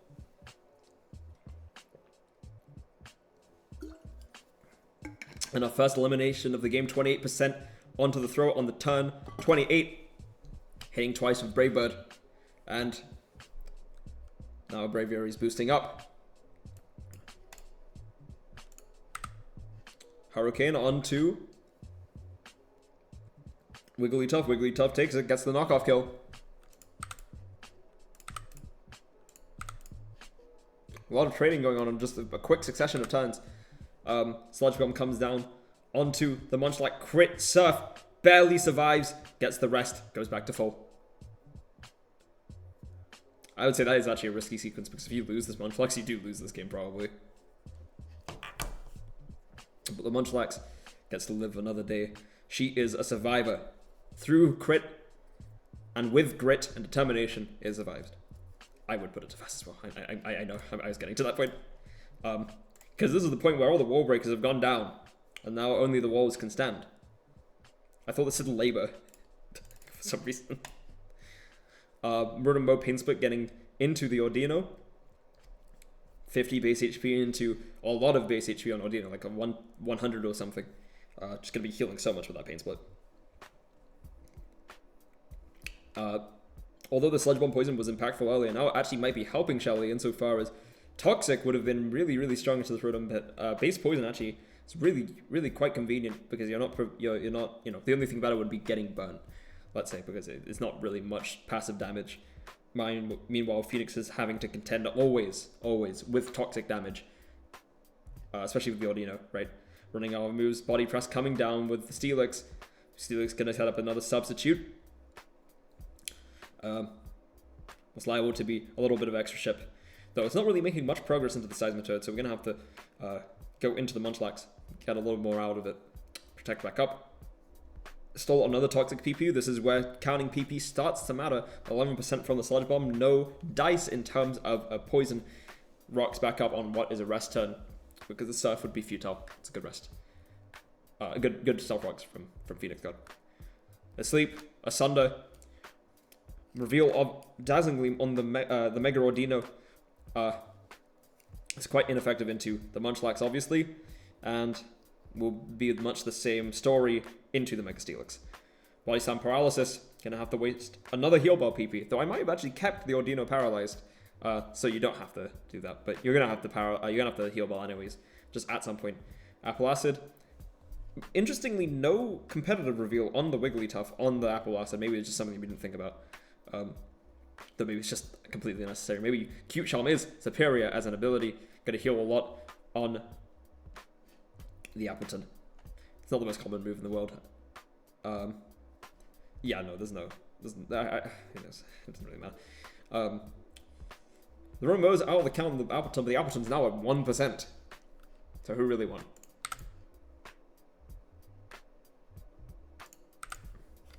Heal gonna get rid of poison. Toxic again. It's too much pressure. If it was only one toxic from Munchlax, it would be mostly fine to deal with, but 2 might be just too much to handle for Phoenix's team.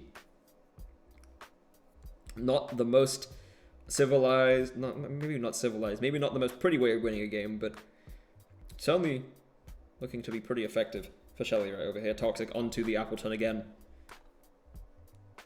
Body slam. Just too much pressure. Odino. Even though I think these games can, on the surface, look a little bit more boring, because there's a lot of the same moves and a lot of the same things happening every time. You have to play it very diligently. You really do, because if you lose certain game pieces, such as Shelly losing the Munchlax earlier potentially, or you waste 1 or 2 heal bells in the wrong spot, it's just really dangerous. Really not easy to deal with. Toxic comes out from the Munchlax. No more heal bells on the Ordino. Body slam onto the Manectric. Manectric's frail. Goes back into full, but really, it's Thunderbolt from a Manectric into a Munchlax. Munchlax's special Evoke is probably better than Chansey's. Without Eviolite, or Blissey's, assuming no investment. Boy, so I'm just going to take out the Manectric there, as ordained. Toxic coming down, running out of Toxic PP, but yeah, still have 2 more left in the tank for the rest of the team. Never mind the Wigglytuff. Body Slam coming down on the Babbleton. Paralysis might prove useful for Shelly.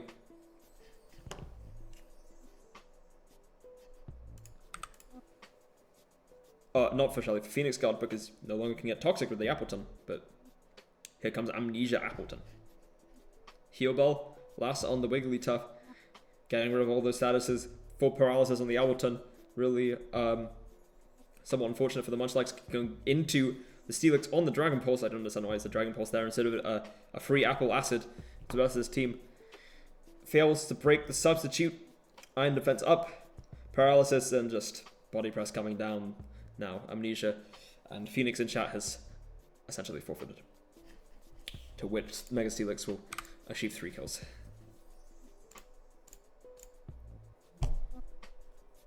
It's really hard to not let your mental give up in games such as this, because it can feel really disparaging. With gameplay like this, with gameplay as slow as this, it can feel really disparaging to have to work through the matchup, but it's never impossible. It really isn't impossible in any situation. It's about preserving the right pieces and breaking through at the right time. Otherwise, the more stolly team in this scenario will always win into impatient players, even if they look good in the moment.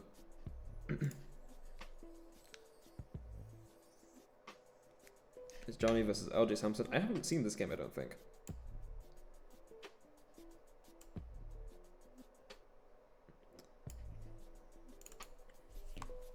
A lot of interesting one on Samson's team to contend with here. Yeah, no, Munchlax has proven very, very, very good. Like a better Dunsparce in some areas. The dog back on campus. The Porygon 2 Clawitzer combo. Gonna cause some havoc potentially.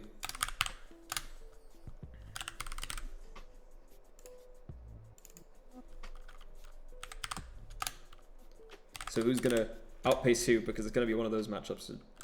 Bullets are flying everywhere. It's a whole lot of gambits all over the place. Who will have to contend with who? Hatteran's good to knock back those Spidop spikes and such, but if it predicts wrong, takes a stakeout hit on the switch instead of stakeout U-turn, might not be very good for LJ Sampson no more. No switch into Buffalo. At the same time, what can Johnny necessarily do into a Clawitzer? Just predicts right with a Dark Pulse, takes out the Sinistcha, gets a bunch of damage on the Quillfish. No good Spadef on the Quillfish. Tinkerton's not going to be able to take too many hits of that unresisted if LJ Sampson can get the Trick Room plan off unimpeded this game. Spidops lead in 2. I got 10%. Spidops, one of its very few good matchups, substitute coming down from the Zygarde into U-turn. Always a good click. Either you answer the Hatteran and otherwise Hatteran, Zygarde getting its Toxic into the Sinister. Sinister clicking Strength Sap for futile purposes. And I should say this is LJ Samson's last week before Lent, so this is a bit of a send-off. But so far, looks like it's going their way. Looking at the Zygarde and its performance right about now, Machigotcha going to break the substitute on the Zygarde, going to heal the Sinister back up. Not all the way, lefties have revealed on both of these mons, FYI. Spidops back in onto the Zygarde, going to be able to either substitute protect. Unfortunate, Spidops now has free reign to do something very mean into LJ Samson from Johnny's end. Very well positioned. Toxic onto the Spidops. The Spidops now gets to click U-turn again, do 65%. Is that Choice Banded? Choice Band would make sense. No great switch-ins on LJ Samson's team. No great resists. Corphish is now in onto the Zygarde. And to what end? Aquajet going to be able to eliminate. I'm surprised that kills. Life Orb has been revealed on the Corphish. This is an offensive Corphish more than likely. That will have to be seen. It remains to be seen whether those Toxics from that Zygarde will make great progress. At the very least, LJ Samson has got quite a bit of intel onto Johnny's team here, but Crabominable Earthquake is not going to be so effective in damaging the Sinister. Machigotcha onto the Crabominable, going to take most of its health away. No burn. Crabominable misses and whiffs its Ice Hammer. What an unfortunate miss. Custap Berry coming down from Crabominable, hits the Ice Hammer this time, doesn't fail the whiff. Still an unfortunate miss, a very unfortunate miss, because otherwise LJ Samson would be able to get a free hit with the Crabominable onto something else with its Custap Berry, but now it goes down.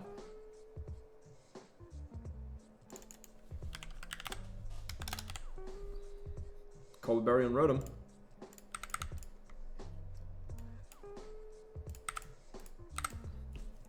And now the Tinkaton's burnt. Encore from the Tinkaton outspeeds the Rotom somehow. Must be a bulky Rotom, must be a fast Tinkaton.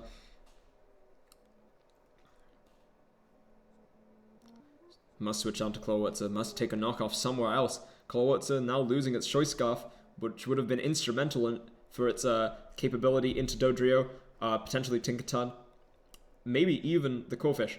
Hydro Pump hitting for a nice 53, a nice smackaroo onto the Tinkaton. Not making use of the Mega Launcher, but to be fair, Hydro Pump is more damage than Mega Launcher. Pulses, Scolders also just has this better secondary effect than Water Pulse. It makes sense to run both of those moves. Dodrio now in though, super threatening. Brave Bird just going to be able to take out 67% from the Clawitzer.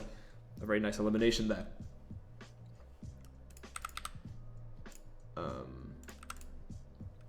Brave Bird hitting again from the Dodrio. Future Sight set up. Knockoff. Soul Vest on the Hatteran. Psychic Noise might just take out the Dodrio. Spidops is back in to threaten and wreak havoc. Choice Band U-turn coming down again. Eliminating the Hatteran this time. And this game seems to be pretty even. Bouffalant's come in full health, but Future Sight's going to cut it down to size for LJ Samson's last 2 months here. Soundproof and Porygon 2, likely not doing much in this endgame. Curse Porygon. Well, Bouffalant simply clicks its Toxic. What's the move? What's the play? Curse again with Porygon 2. Bouffalant, how much is it doing with a close combat? That's so much. Will Porygon still outspeed the Bouffalant after its second curse? The answer is yes, quite surprisingly. However, that's Shesto Berry. So again, this is the first time I'm watching. That's crazy. Also, how do you get outsped? In what world? Intimidate drop from Corphish. Gonna damage this Porygon's ability to be able to be doing damage here. But Curse is just so threatening here. Gunk Shot coming down onto the Porygon too. No poison might have affected things and swung things in Johnny's favor here. But back to full health, healing 67%. Back into Spidops. What's the move? Porygon 2 is fast asleep. And no sleep talk to be seen. Outspeeds this turn. Circle Throw. Going to be disastrous for LJ Samson here. as Rotom is forced back in, and Porygon must sacrifice all of its boosts.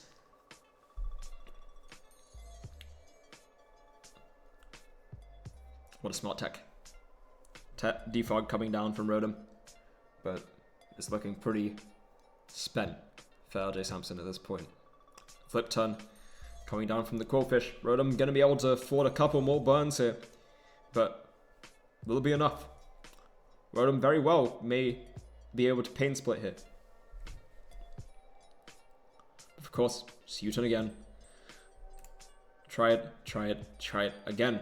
Rotom fails its Will-O-Wisp, and it might just be Ensville into the Spide-Ups. Pain split, just a little bit more ship. Will it live the U-turn? Is it based on a roll? It is not based on a roll. It takes 28%. Back into Quillfish. Quillfish now eliminates with Aqua Jet and or Flip Turn. Porygon 2. You trace the Intimidate, but if the Quillfish fails to stay in by clicking Flip Turn, that's that. Aqua Jet crit might matter. The Porygon 2, it's indeed slept 2 turns so far. Flip Turn coming down 11% more damage onto the Porygon. What's it gonna do when it wakes up? That is the question. Thief. It's stolen the choice band. Why would you run? What? 35% coming down for first impression. Thief again. Porygon 2. A goblin in the night. Just stealing too much. Taking from the poor and giving it to itself. Toxic from Bouffalant onto Rotom. Switching out. Quillfish back in. Pain split, not going to be enough to... It is enough to live... What is happening in this game? It's enough to live one of those hits. Quillfish, Aqua Jet eliminates that. And now it's a Bouffalant versus Porygon 2. Standoff. We already know Porygon 2 outspeeds here. Just can it kill with a boosted attack? It clicks rest. Wait, what? Wait, why did that happen?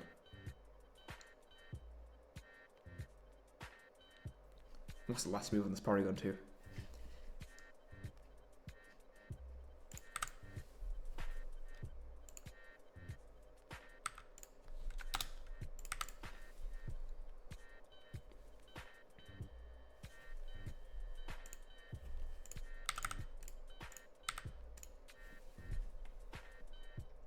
What was this game?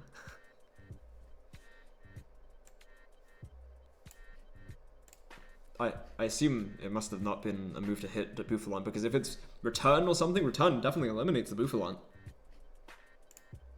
I'm not quite sure what happened there. Oh well. Let us move on. Raza versus... I believe that's Yon. It is Yon.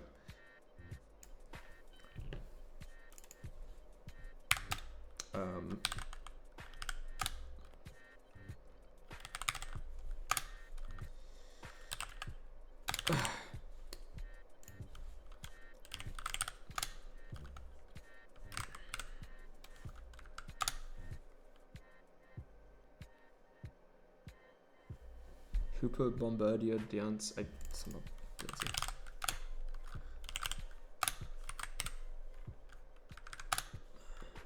And the Iron Thorns. Then on Raza's side, we have Pormot, a classic team, lacking the Moltres in this matchup, understandable, into a Diancie, and also into a Thorns, and also into a Psychozard. It's really not great for it there.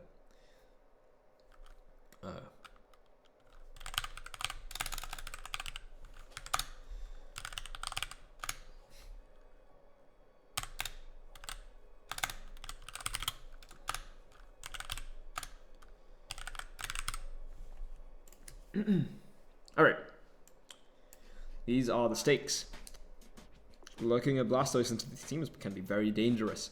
What can Yon's team really do about physical water move? Or Scald plus Ice Beam, really scary stuff into his team. However, Raza's team notably really can struggle around more tricky Hooper sets. So Iron Thorns might be able to punch a few holes, which might open up the game for a couple other ones on Yon's team. So it's a really, really interesting dynamic here. As we've seen in a lot of these games, with Raz's Clodsire being the ground type on her team, having to deal and contend with 2 rock types of Diancie and Iron Thorns' caliber, in terms of damage dealing at the very least, will prove difficult, I think. But yes. Hooper lead on what is a Brute Bonnet must be certainly forced out on what could be Sucker Punch, what could be very scary here. Raza likes for Crunch, 19%, must be a fairly bulky bird, outspeeds the Brute Bonnet still, and goes into Diancie. Diancie is the martyr, not the swan, not the albatross either. It is the first child to the sacrifice. Parting shot onto the Bronzong. Protected. Scouting out what Yon wants to be able to wants to do here. Hooper's now in on the Bronzong, a very scary position for Raz to be an iron defense on Bronzong, but it's going to be pretty ineffective into what the Hooper wants to do. Shadow Ball coming down. Raza makes a good play here and assumes that there's just his Specs or a Scarf, which would be pretty threatening into a team anyways. But luckily for Yon, a very smart protect on what Raz has brought a couple times, which is Pursuit Slacking. And now, Hooper has a free hit, and you never want to give Hooper a free hit. A very smart Signal Beam back into the Brute Bonnet. Brute Bonnet's down. Pawmot now in onto the Hooper, have to be scared of knockoff. Double attempt by Raza, which goes fairly rewarded. Cyclozar into Blastoise, not the best matchup for Cyclozar. Even if you're knocking off Blastoise's leftovers, now you can have to contend with a Scald Burn potentially, which unfortunately Raza does not land here. Draco misses, which would have been really, really useful ship to be able to have onto Blastoise here, but Scald coming down and this time gets the burn. More likely than not by 1% after 2. U-turn onto the Blastoise. Blastoise is getting a little bit more shit, a little bit more damage onto the Blastoise, which might come to a head at some point. But for right now, Ice Beam 62% onto the Bombardier. Too much power. Scald on the Roost. Very smart. No burn. That's okay though, because this Blastoise is going to just be able to be throwing out Scalds like no one else's business. At least Cyclozar can come in, get the Regenerator, and can pivot back out again for just a little bit more health here. As well as dropping the Draco to be able to cut this Blastoise's health down to side. Rapid Spin again might be quite dangerous. Again, look at the Blastoise into the rest of this team. Very strong. Bombardier seems to be out for the count.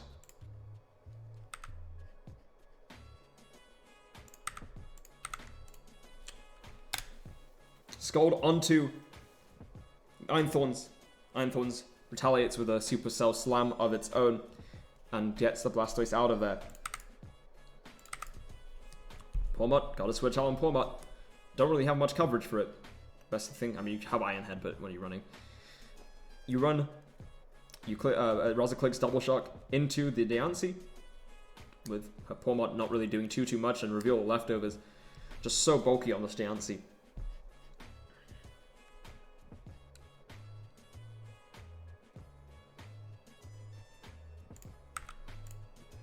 Earthquake gonna be doing very little here. It's just gonna be a very awkward position. Smack down onto the Bronzong, and it is now smacked down. What's the play now? No switches left to Earthquake on Raz's team. Slacking must be the one to trade with Yon's Earthquake here. What is the move? Slacking clicks Ice Punch, not being too much into Diancie, giving a good chances to wake up here. Or he spent a turn asleep. Double into Torterra, very smart. Now we're threatening another Earthquake kill. With quite a bit of damage onto the Clodsire, even if it doesn't eliminate, that's just how bulky Clodsire is, but a very greedy curse goes punished in this instance. And Torterra's just going to be able to take that guy out.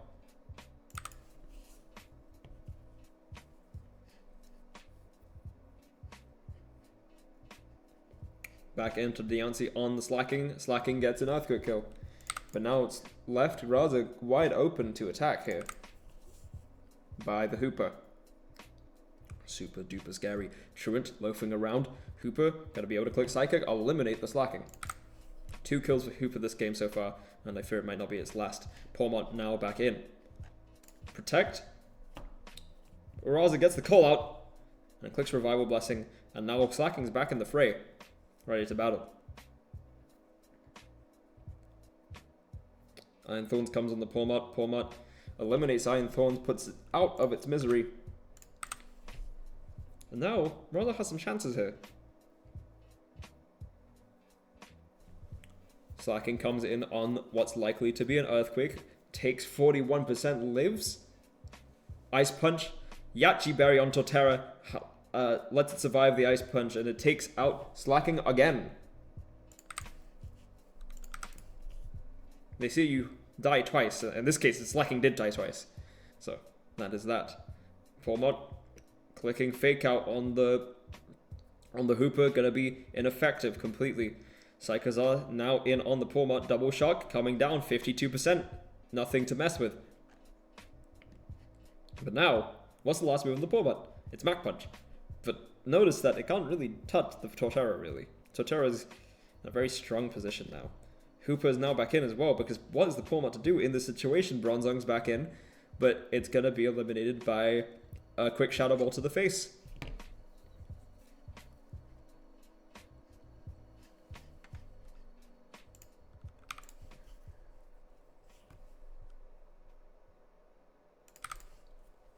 Double Shock eliminates the Hooper, but it's just a little too late.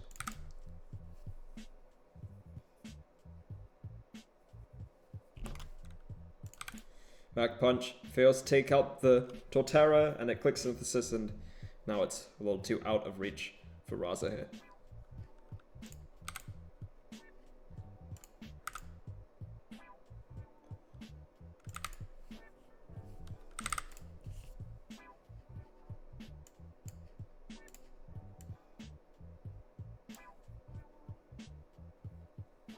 Torterra just proving very, very valuable in all of these games.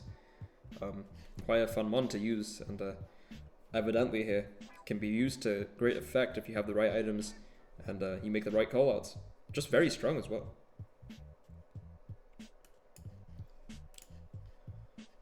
His Wind Chainer versus the Manatar.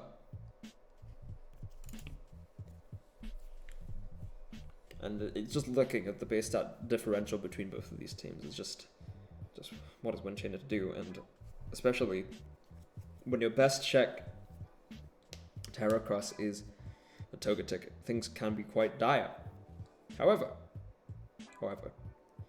gotta deal with the Thrive Entei. Entei can be quite dangerous, especially when Houndoom has such little physical defense. E-Speed, Solar Beam, Mix Set potentially could be doing quite a bit here, even with the Noivern. Noivern's quite frail if you don't invest in its physical defense, or any bulk for that matter.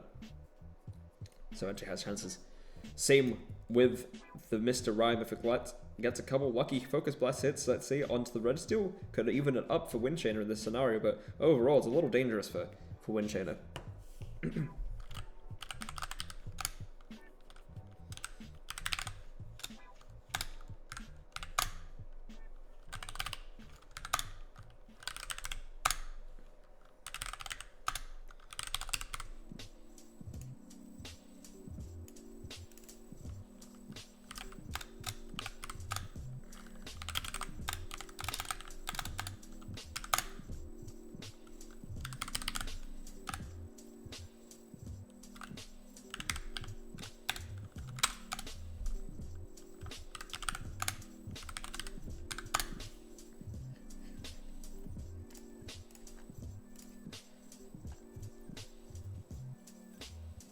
Alright, Swampert lead and Holucha. Makes sense. Get your rocks up. Good idea. Close combat's going to be hitting for a whole lot of damage. And actually Swampert retaliates with its own torrent boosted liquidation for the elimination of Holucha. That's one of the biggest threats into Red Steel. Houndoom just gone on this spot. Turn 1. Really good move. Really good stuff for the Manatar. Focus Blast missing is just so impactful. Especially if that's a Specs Mr. Rhyme, let's say. But Windchainer resets back to neutral with this Toxic switch.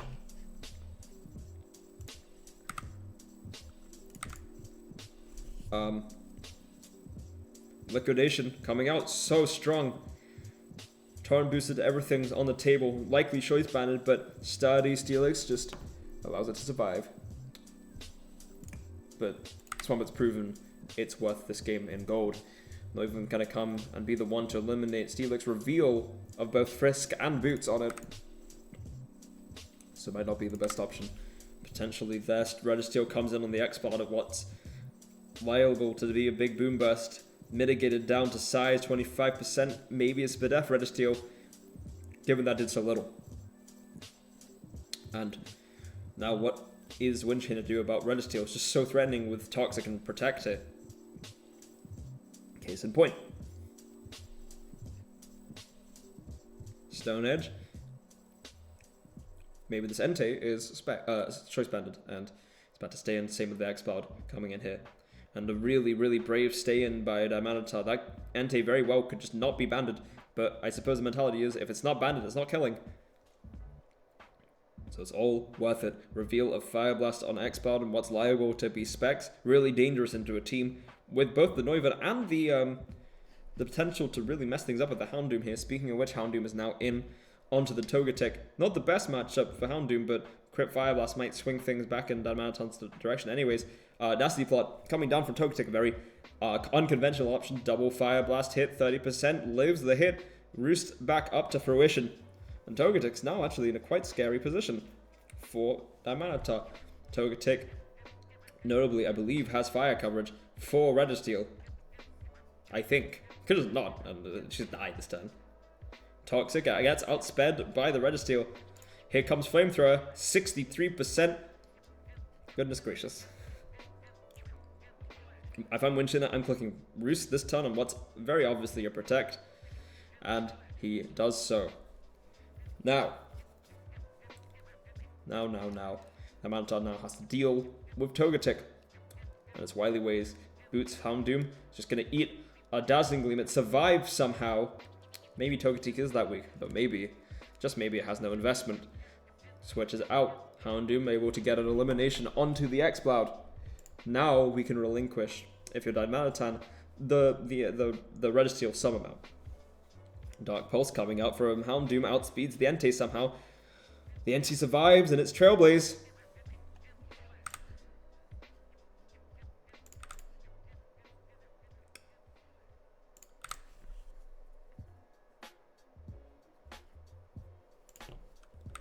Back into the Togetic.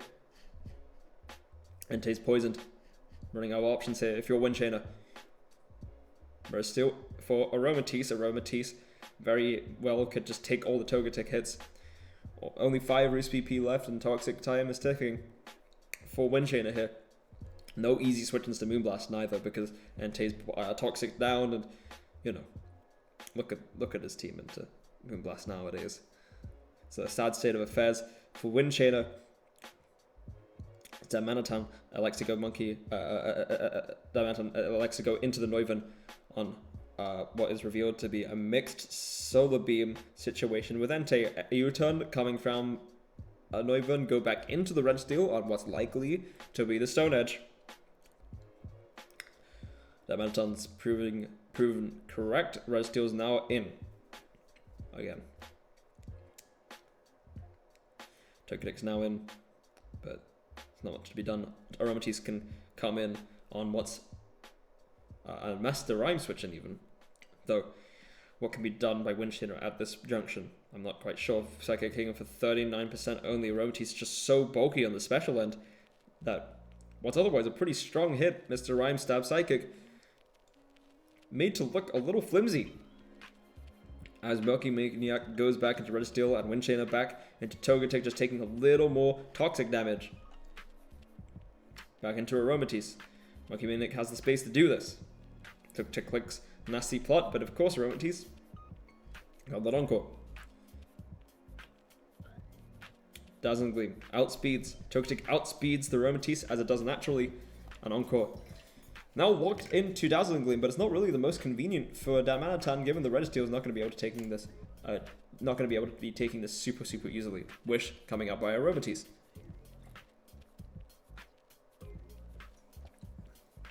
Double into Togetic as the Registeel is brought back to fruition, and I think that seals things up more or less for this game.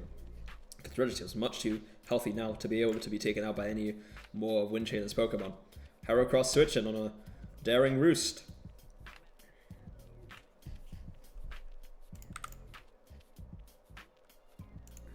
At least the Aerobates is eliminated by the Togetic. Togetic takes a critical hit, Hurricane, and is also able to avenge and kill the Noivern. Would I count that as Hurricane killing? I think I count that as the Registeel killing, because it's toxic damage. But really, Togetic putting in a bit of a showing there at the end, but it's a little too late. 39 coming down from Focus Blast. It's not enough. 41 coming down for Focus Blast. Mr. Rhyme maybe putting on a bit of a medical here. Focus Blast hits again, doesn't elect to protect because they believe that Heracross is going to be able to get the job done into Mr. Rhyme, and it just is able to Choice Scarf Mr. Rhyme, outsped by Choice Scarf Heracross, clicking knockoff.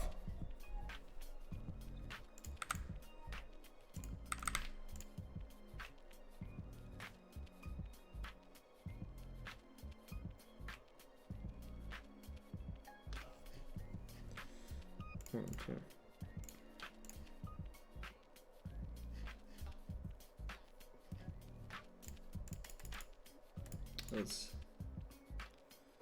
That's not even.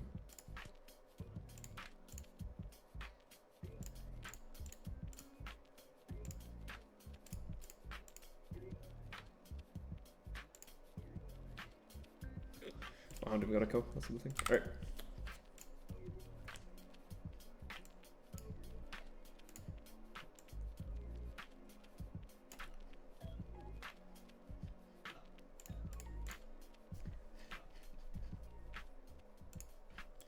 And now, Ben versus Patty, our last Glow Bro game for this week.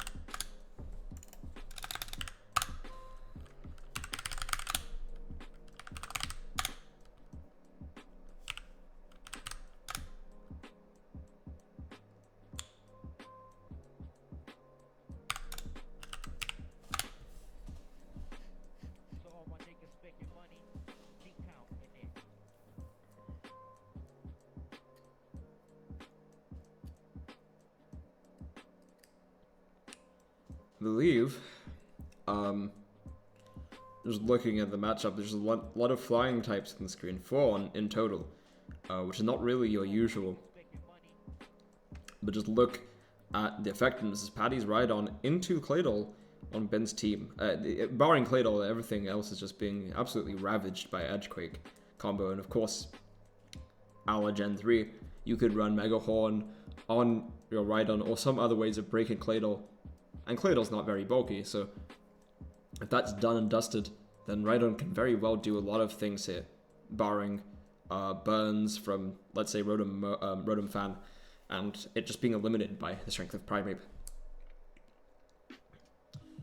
But don't underestimate the Swellow in this situation. Swellow, even with the Kling Klang and a Rhydon on Patty's side, just can cause so much havoc here that it's kind of untenable for Patty. Of course, Rotom Fan. The Dark Horse candidate for one of the best ones I've seen in the league for its price, especially 8 points for such a strong defensive piece. Useless ability, and yet so effective at what it does as a bulky flying type. No recovery either, and yet Pain Split is just so hellish to deal with if you're not prepped for it adequately. Let's see what's going on. Lead. Iron Leaves must forfeit it out for Rhydon, as the Rotom stays in and hits a Will-O-Wisp, and it immediately bins in a very, very commanding position because this Rhydon is otherwise the big damaging piece into his team. Rhydon, doing the best it can, puts up the rocks. As Bin goes into the Primeape. Primeape, and then clicks U-turn. Very well, likely to be a Scarf. As then Bin goes into the Claydol. Claydol doesn't really have a stoppable spin and also has very good hazards here. Golbat reveals U-turn as expected. As Paddy goes into the Iron Leaves, Claydol sets up rocks for Bin. And now we have a bit of an interesting situation where all of the flying types are under pressure. Psyblade, completely nullified by the switch of Zweilous. As Zweilous clicks Thunder Wave. I didn't know Zweilous got Thunder Wave until I watched this game. In the moment. And of course, the classic combo Thunder Wave into Stomping Tantrum with your Zweilous. It just immediately makes this Rhydon close to useless as Bin clicks Spin with Claydol, and the Rhydon takes itself out with its Seppuku double edge, plus the burn damage from Rotom Fan. I'll count that as a kill for Rotom Fan. Not all is lost in Paddy Land, thankfully. Rocks being gone from his side is really rough. Rhydon has essentially been lost for nothing. Pheasantipity collects Play Rough into the Goodra, even at +1 defense. That is just doing quite a bit of damage. Earthquake with the crit Shuka Berry. Wouldn't even kill without the Shuka Berry. Just how bulky Pheasantipity is, after all, and how weak Goodra's physical attacking options and stats are, really. It's quite a sad state of affairs. Kling Klang in the Pheasantipity as it recovers back to full HP, essentially having traded the Goodra's trading itself for nothing in terms of progress into Bin's team. Kling Klang clicking Wild Charge to Rotom, but it's futile as Rotom clicks Will-O-Wisp once again. For the second time this game, it has ruined a physical attacker thoroughly. Goodra is in onto the Rotom Fan as Rotom Fan just clicks Volt Switch and the Toxic fails to take it out. Primeape back in, and what is going to be a Primeape U-turn kill once again. And also a reel of Defiant, I suppose. Paddy, 4 Mons left. Bin still has 6 strong. Kling Klang gonna try its hand at another shift gear, but Rotom Fan just comes back in. No ground type left on Paddy's team, just makes the Rotom such a darn gnat to deal with. Wild Charge, even at +1, just only doing 16. That's a really poor showing from Kling Klang here. It's really what happens when it doesn't get its chance in the sun in terms of a type matchup situation. Rotom Fan's just too bulky to deal with. Kling Klang, Wild Charge into the Swallow, takes itself out before anything else can touch it. Huncho, Boots reveal on the Swallow as Bin goes into Pheasantipity, predicting the Sucker Punch. Golbat back on the Pheasantipity. What can the Pheasantipity do to Golbat? Not much, but that's why the Pheasantipity decides it is going to get out while it's ahead. Click U-turn and back into the Rotom Fan. Again, so threatening. Clicking Runest. And then the Volt Switch hitting for very little here, but now Bin has the opportunity just to put Paddy in a little bit of a blender with U-turn and Volt Switch coinciding together. Has been ultimately elects to finalize his Zweilous and threaten a big Outrage hit here. Paddy goes into Hunchcrow. Outrage, a full elimination. That's just the power of hustle attack right there. Zweilous out for the count after it's been locked into Outrage, but it's done its job. Now the Iron Leaves has likely been locked into close combat. Switch out. Golbat must take rocks, as the Primeape is just allowed to click U-turn and Scarf U-turn again.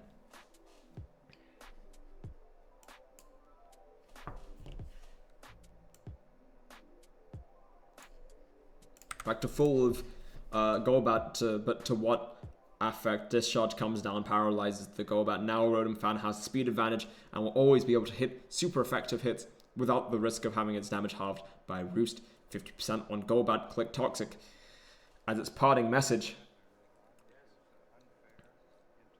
into the Rotom Fan. Rotom Fan takes it out now with a Volt Switch. Primeape now able to take the last elimination this game into the Iron Leaves. What a game.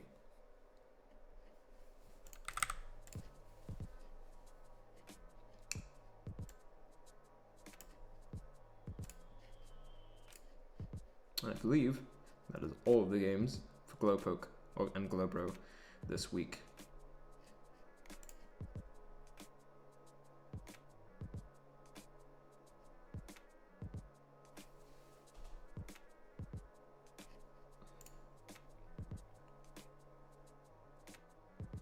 Oh shit.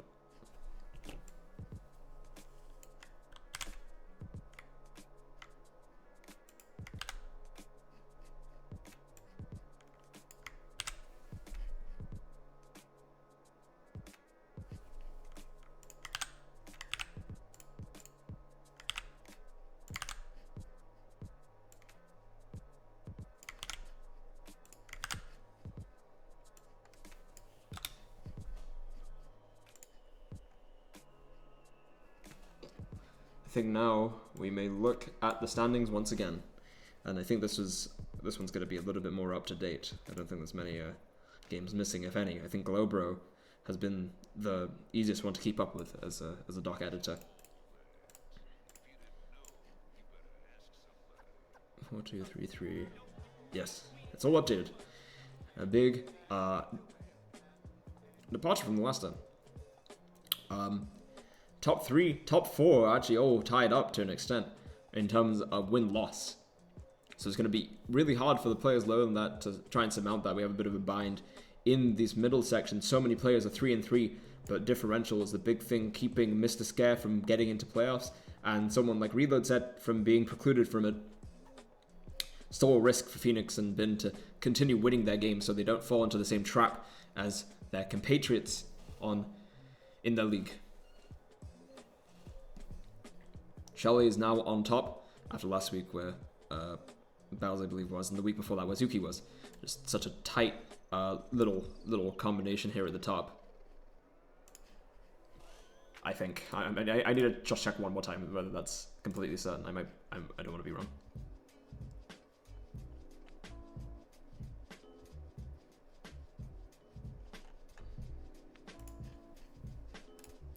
Yes. If we check the stats, you'll see Cobblemons doing quite well. How does Puma have 10 kills? What the fuck? I don't believe that. I'm gonna be honest. I just don't believe that.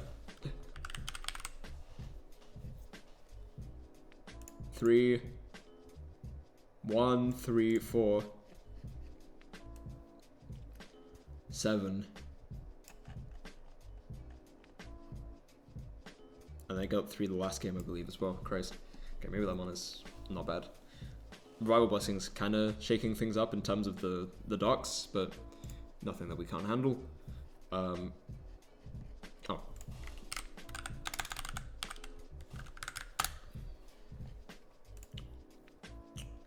And I believe that's just about it, really.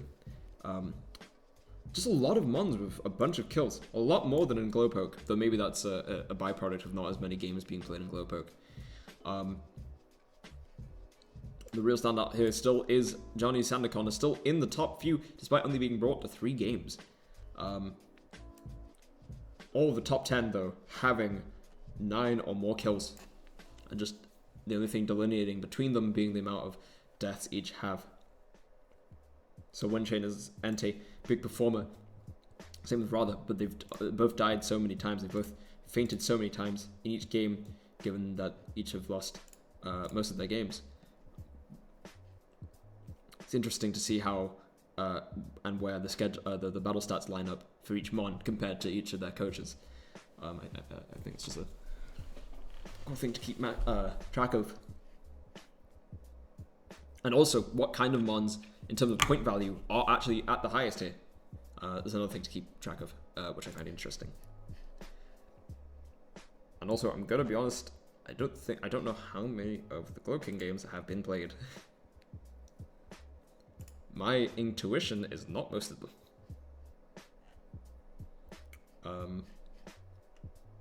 That's not true. Most of them actually have been played. Well, some of them.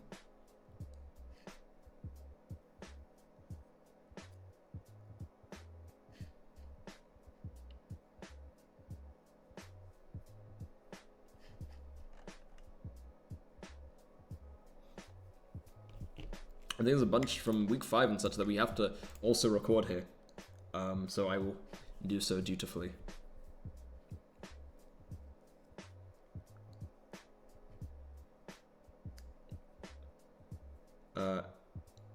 It's beautiful.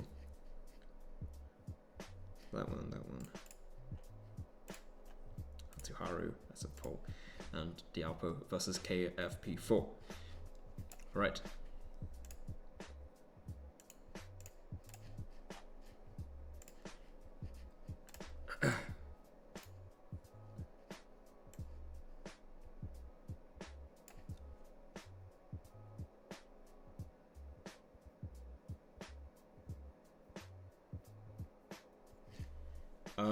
We'll start here. This one's a doozy. This one is a week 6 game. This is after Diapo's made many trades, gotten rid of the Kilowattrel, gotten rid of things to get rid of, really. And yet, this game's still quite a bite one. Quite a biter. KFP's team is just very, very threatening on average.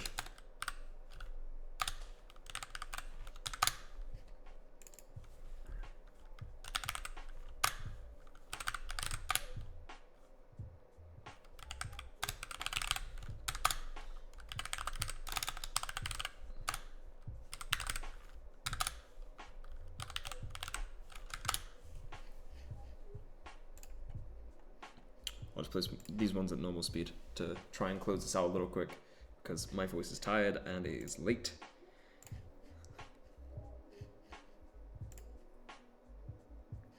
Relic Song crits and hits and sleeps the Florges all at once. Well, Milliwater goes into big form and gets a lot of return ship onto the Tauros. Hits Relic Song again, transforms it to its base form, as it still gets eliminated by a close combat despite neutralizing its once weakness as a normal fighting type.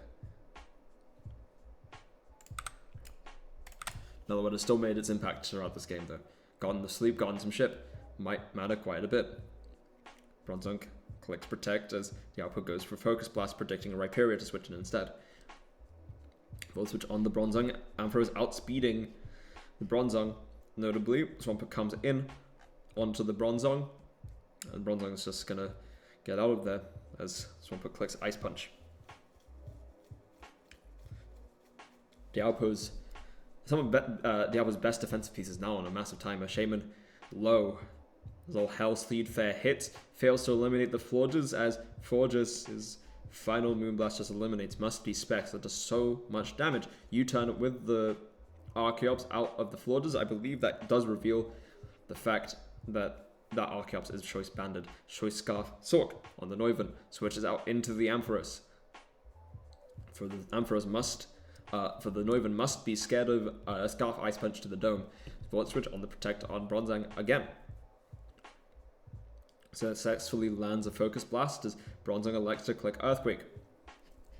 Maybe predicting Swampert to come in.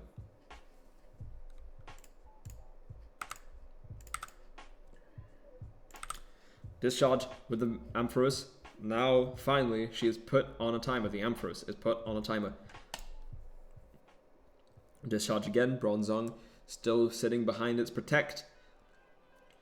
And this turn KFP goes into the Rhyperia and thankfully dodges the Focus Blast from the Ampharos. Bronzong now back in. Takes the Mega Ampharos' final Focus Blast. but it's more than made its mark this game by getting so many consequential hits in terms of toxics. Not even revenging it with a nice little flamethrower to the face. Bostiff gonna stay and take that ice punch as it elects to click crunch. Perhaps a bit of an overpredict. For these mons are both scarfed, though I believe KFP's Bostiff is indeed Jolly, while Sork, Dialpo's Sork, is adamant. Viperia come back in, super scary. Stealth Rocks are now up on Dialpo's team. Ice Punch coming down, assumedly no water move on the Swampert into the Viperia, which really surprised me. I thought that Dialpo would have brought it, but now Swampert is eliminated. Should I count that? I'll count that as the Bronzong. I'll count as the Bronzong. I don't know how to count kills in that scenario. Sork just going to be able to get the CC kill onto the Tauros there.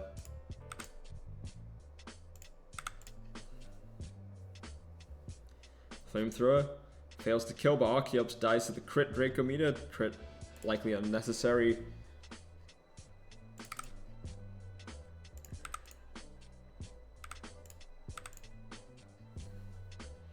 Two, three, four, five. And now it's Sork against the entire world. Ice Punch comes up, Scarf, but now should be over for Dialpo. Unless one freeze and two freeze. And that's Sork's magical journey. Must be super scared of Ice Punch. I froze twice this game. To be fair, the Viperia did dodge a Focus Blast, so that might have just been its Christmas avarice coming back to bite it in the behind, but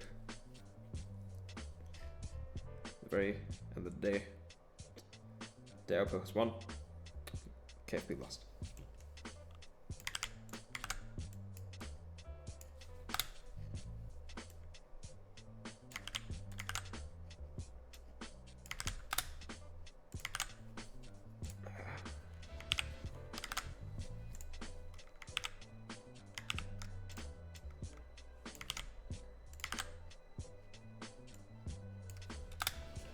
Alright. His SF Pole versus Big Whack.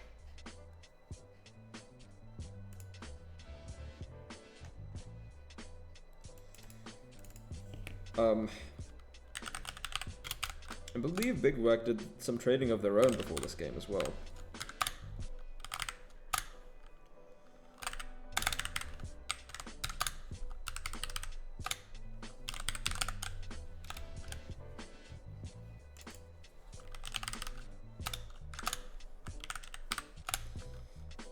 And just looking again at the size and the scale of each team, you'd think that Big Whack has a better shot here. Though there's a couple issues for Big Whack, such as the Simipour. How do they switch into Simipour in this game? Quite a difficult question that they must answer here. Mega Banette, quite scary. How does it hit the muck though? How do you need to break the muck? What moves will SF Pole pull out? Because you can't Will-O-Wisp, because you're Prankster when you're Mega'd, and then you can't hit it with Prankster Will-O-Wisp because a lot of mugs are Dark type. So how will it break the Dark type? How will SF Pole's team facilitate that as a win con?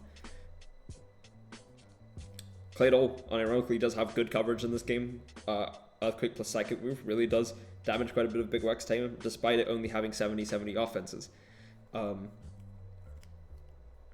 Muck can definitely overwhelm this game quite a bit if it clicks Knock and Poison down the right places, because SF Pole doesn't really have easy answers into that.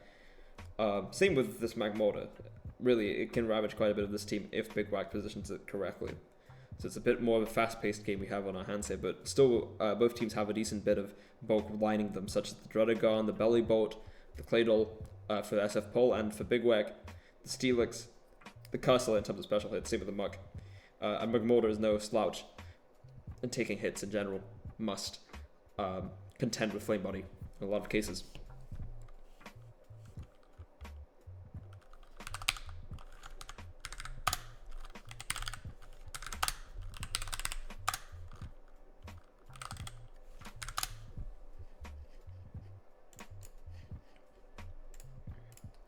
some more. Lira Bombi, a pretty scary Hambit, but it works out for SF Pole. Shadow Ball comes down, and what looks like an Assault Vest Cursor trades with the Rabombi. But that very sticky webs may prove a little dangerous for Big Whack. An unfortunate miss. On Toxic, because we're missing a little ship now, but it's alright. Drodagon now comes in. Another Toxic from the Rotom Mo. Fire Punch, Life Orb, Sheer Force, just going to eliminate it on the spot. Just an underrated trait about Drodagon is when you want to run it offensively, it really can be quite an offensive piece with Life Orb, Sheer Force. Just very, very scary to deal with. Flamethrower is going to be doing no damage. But unfortunately, for the Claydol, it is now burnt. No lefties, recovery visible. Earth Power, at the very least, mitigating a bit of the loss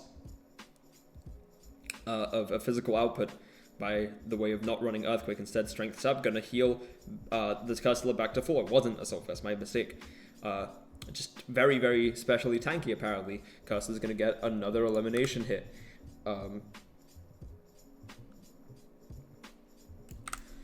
Steelix in on the Drodagon, taking 18%, taking pittance in terms of crunch damage, but Fire Punch, Life Orb, Sheer Force really breaking through the Steelix here, and Drodagon is on its way to another elimination, especially with the Sticky Web supporting it. It's a very well executed game plan from SF Pole. Holucha now on the Drodagon, just the Drodagon's not going to go down, just too tanky, too resilient. Thunder Punch as its last trick as it goes down to Toxic. The one planted by Rotombo turns earlier. Both ones simultaneously taking hazards, damage. Belly Bulk in on the knockoff. Knockoff's gonna prove a little poor for Big Whack here as it paralyzes their Alolan Muk, but it seems to be alright. What can Belly Bolt really do to an Alolan Muk? Not too much, as it turns out. But paralysis really screwing over Big Whack in this scenario, as Discharge is doing more damage. But luckily for them, Figgy Berry is going to come back, heal them quite a bit as a pseudo recover. Now the Banette is back in. Banette Mega Evolves, gets the return. Return is arguably Banette's best move into Muk. As Big Whack clicks the recycle, they go into Magmortar. Magmortar fails to burn with either of its Flame Body procs nor the Flamethrower. And that seems to just be about that. Hits the Poltergeist onto the Cursor, and that's that.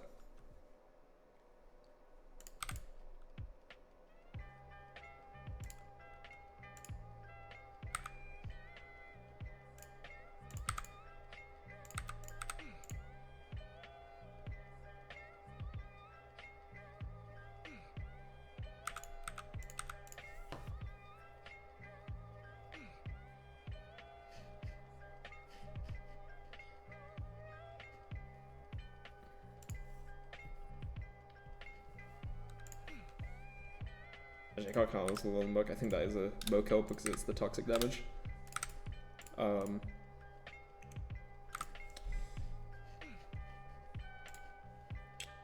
Is Haru versus Big Whack.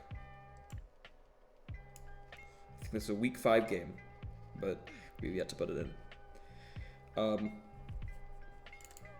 Back in the saddle with a lot of Talon's old staples here, and Haru's team is just so scary. There's so many points and stats embedded into this. Navigating this offensively, or having to manage both the defensive and offensive play into Haru's team is just so daunting. Just by pure raw stats and the synergy of just simple type combos on the team. How are you dealing with a Delphox, let's say? It's Psychic Fire type, you're going to be clicking Earthquake. You're going to be clicking Knockoff, Shadow Ball. You're going to be clicking Water moves. You're going to be clicking Rock moves. It's scared of all of these things. Most of those are covered by Paldean Tauros. Just very, very bulky mon, and on the offensive front of that, they complement each other very well. One really doesn't like dark types. One can beat the hell out of them. Fire plus water coverage always being effective is quite the move here. And thinking about it, one's a special attacker, one's a physical attacker, both ridiculously fast, both very effective Scarfers. So if one is running Scarf, the other one might not have to, which opens up a bunch of really scary setup sets for both. Just very, very smart team building by Hatsuharu. The question is, can they make it through Talon's Scarf Mo? I mean, one of them's going to be Scarf, so probably, yeah. There's actually not many opportunities for Scarf Mo here. If Talon had brought it, which I'm not sure. I can't remember if they did. Lull and Muck, really scary. Knockoffs plus Poison Touch are really scary into Hatsuharu's team, unironically. But and even with like Rest Mudsdale, that just invites the Blastoise to start harassing it with Scalds, which Hatsuharu's teams really can't deal with. Most teams can't deal with Scald. It's just a very scary button to have to contend with. So yeah, a lot of interesting dichotomies. I think Haru's team building is just a lot more compact, a lot more effective, and that's because they were last pick, right? So they got really decisive picks, or really precise ones, rather. I'm using the wrong adjectives. Really precise picks that help their game plan to come to light. Whether that happens this game remains to be seen.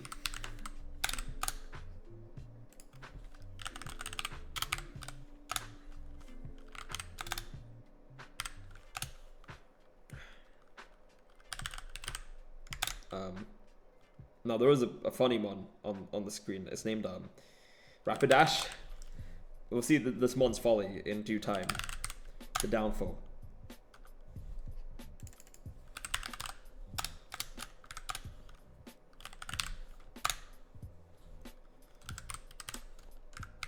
We know not what this mon can do because it's very scarcely brought to games. It's a bit of a shining light in the dark whenever it's brought.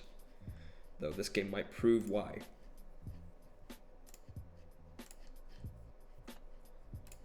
Lead Rotom Mo, switching to Kilowattrel's Hurricane, just hitting for 53%. Misses the second one though, as is the case with Kilowattrel, often rocks up on the Kilowattrel, back into Muck. Muck is not going to be eating those Hurricanes super uncomfortably. Kilowattrel taking 53% from Big Pursuit. Potential for Poison Touch missed, but that's alright. In fact, as now the specs Kilowattrel only has 2 switches left. Unless Haru is able to get some big moves with the Serena off here. Will-O-Wisp is going to be ineffective into the Toxic Protect Mudsdale game plan. Thunder Wave double status Rotom Mo. Really not too great into the Kecleon. Kecleon really cares very little for most things in this world. Just look at the expression on its face. Protean knockoff not damaging the Steelix too much as expected. Steelix not going down to a Power Whip. Toxic onto the Serena. And the Serena able to take out the Steelix with 2 consecutive Power Whips. But Steelix got quite a bit done. Got a few Toxics in. Got rocked up. Not bad. Serena's now very, very low. Mudsdale in on the Holucha. Just going to be able to eat those hits as Talon now goes into the Rotom Mo. Rotom Mo, Leaf Storm just going to be eaten by Protect here. As Haru now goes into the Kecleon. Kecleon crit Leaf Storm's not going to be very, very nice for him, but able to survive, and Leaf Storm misses the second time as the Kecleon's paralyzed. Leaf Storm hits again, but Kecleon is a survivor. It's a trooper. Let no one underestimate it. Mudsdale gets the kill on Rotom Mo with its Toxic. Now, Rapidash. Click Substitute, click Swords Dance. Raring up for a sweep. How much damage do you think this mon does? It's actually not going to happen. It switches out. Scared of the Mudsdale. Signs of things yet to come. As Talon bears down onto Haru's team with only 4 mons, while Haru still has his 6. Things are being revealed about this game. Serena goes down as it sets up a Reflect. But now it's a Taurus behind a Reflect. Could have been set up. It's Intimidate. Very unlikely. That close combat just hitting for so much though. How are you supposed to contend with this mon now that has double defense effectively? But now, in comes the implement of Talon's design. Here comes 42% from a +2 hit, while Rapidash must contend with taking all of its health while missing its second Zen headbutt.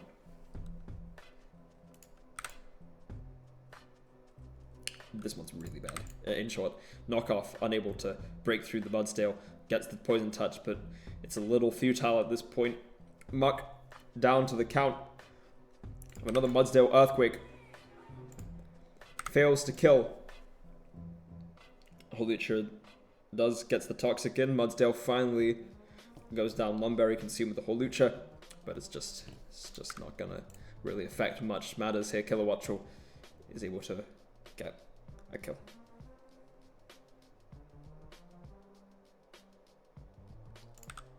Onto the Holucha.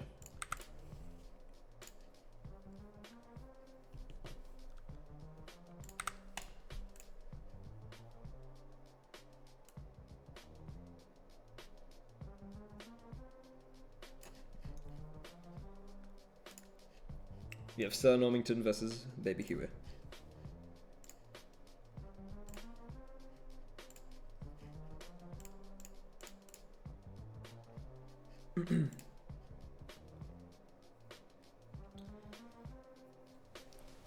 So Northington's brought a couple more unconventional mons, same on Baby Huey's side, arguably. Let's think about the matchup in some aspects. Excuse me. Christ,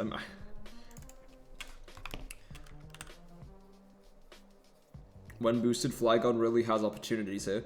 All it needs is a little bit ship on the Hatteran and maybe a boost or two from a Dragon Dance, and then it can really go to town here. Just with a standard scale shot loaded dice set, but that obviously disallows it from using a different item.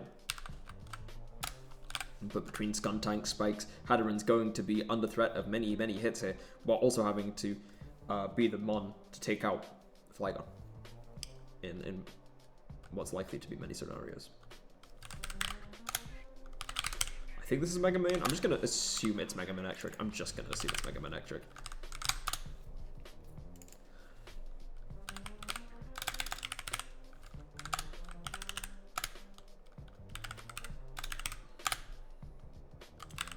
Sounds Sonoliton obviously has some tricks up its own sleeve, like look at the Hisuian Zoriog. There's nothing that actually outspeeds it except for the Mega Manectric, which how much can Mega Manectric really do into a lot of Sir Normington's team?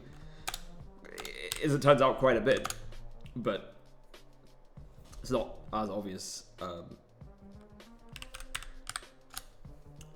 the surface. Let's begin. Manectric into Leafeon. Baby Huey obviously very much raring to Mega Evolve the Manectric to get its damage, and Magnet Rise is the technology for today, as Sonority and Alexa click Stealth Rocks on a big round. Altaria comes in as Mega Manectric, gets out of there. About even in some respects, especially after that Roost. Rocks are up for Sir Normington, but the Ice Beam might swing things really very heavily in the favor of Baby Huey now. No Drapoon. Well, I mean, Drapoon's not actually doing that much this game. So, would have been nice to have it unfrozen, in short. Thunderbolt doing so much into Altaria. Paralysis into full paralysis. Just really quite unlucky as Mega Manectric scores its first KO this game. And Altaria really does not achieve much. 44 damage, 44% onto the Hatteran with that Volt Switch. It's lining it up for the Flygon endgame. Carmine Klefki, also so threatening in its own right. Flygon now in onto the Sandslash Earthquake. And there's nothing really to stop a big hit coming out from the Flygon, such as a big U-turn. Very much leading in the possibility of Scarf. Drapoon comes in on a Flamethrower, gets unthawed, but to what end? Sanchez is now back in, but And Baby Huey can just click Flamethrower forever. It's just too threatening. Flygon now in onto the Sandslash. Sandslash clicks Knockoff, bye-bye Loaded Dice. I was wrong. It's just Loaded Dice Scale Shot, which also makes sense. T-Fog. What is this Flygon set? It's fair enough. I mean, you can just run all the items in the world. Citrus Berry consumed with the Leafeon. As of now, it clicks Body Slam, hoping for a big paralysis on the Granbull, of which it gets, but trades Rocky Helmet damage, Synthesis back up to about full HP, Play Rough brings it back down to 60%. Granbull, just absolute beast of trading. Paralysis hampering its ability to do such a thing in such a moment, but Heal Bell chimes, even only for itself. Leaf Blade comes out, 21%, no crit. Taunt prevents the Leafeon from ever being able to click Synthesis again. Crit Leaf Blade coming out for Sir Normington, eliminating the Granbull. But now Leafeon's at 50%. Manectric gets another kill onto the Drapion. Hatteran must contend with another Volt Switch. And it's really not looking too healthy anymore. Mystical Fire at least comes out for Sir Normington, putting him back into this game a little bit. But Klefki at the very least gets a Flash Cannon into the Leafeon, really not doing too much after the Mystical Fire. Attack drop even into Leafeon's more limited special bulk. But it's not particularly much ado. Manectric scores yet another kill into Sir Normington's team. Flamethrower, it successfully gets the roll, and it's just tearing through things now. Volt Switch onto what is revealed to be the Zoroark, a mid-ground, not mid-ground really. Can I count that as a Mega Man kill? It did like most of the damage. I'll count it. I just want to. Leafeon now one and alone into the last Mon Skuntank on Baby Hughes, and Poison Jab hitting for 45%. Baby Huey electing to let the Skuntank go down into the Leafeon to give Mega Man the 6th kill of the game. That is a 6-0 with Mega Manectric, which is inconceivable to me. I'm going to be honest with you. Hey, Leafeon got 2 kills. So this is just a very good showing for Mega Manectric. I think people have been underestimating the power of Magnet Rise, but also Sir Normington's team into it. It's just very, very, it's just not doing too well. Grass type, such as the Leafeon, doesn't really have much special bulk to be able to contend with it 1v1. Has to deal with Volt Switches coming down. Not much hazards. Sir Normington's able to keep up constantly. Sandslash without any recovery, and also having to deal with Magnet Rise. Really, just couldn't keep his hands on it this entire game. Slipped through his fingers. And who can blame him?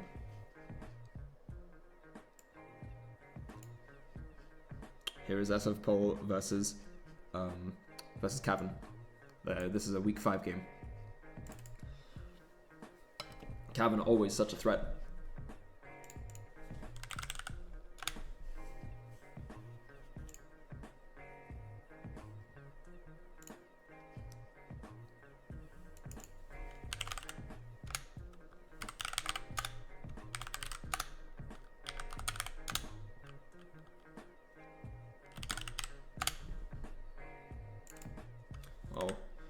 SF Paul brought some of his more strange ones.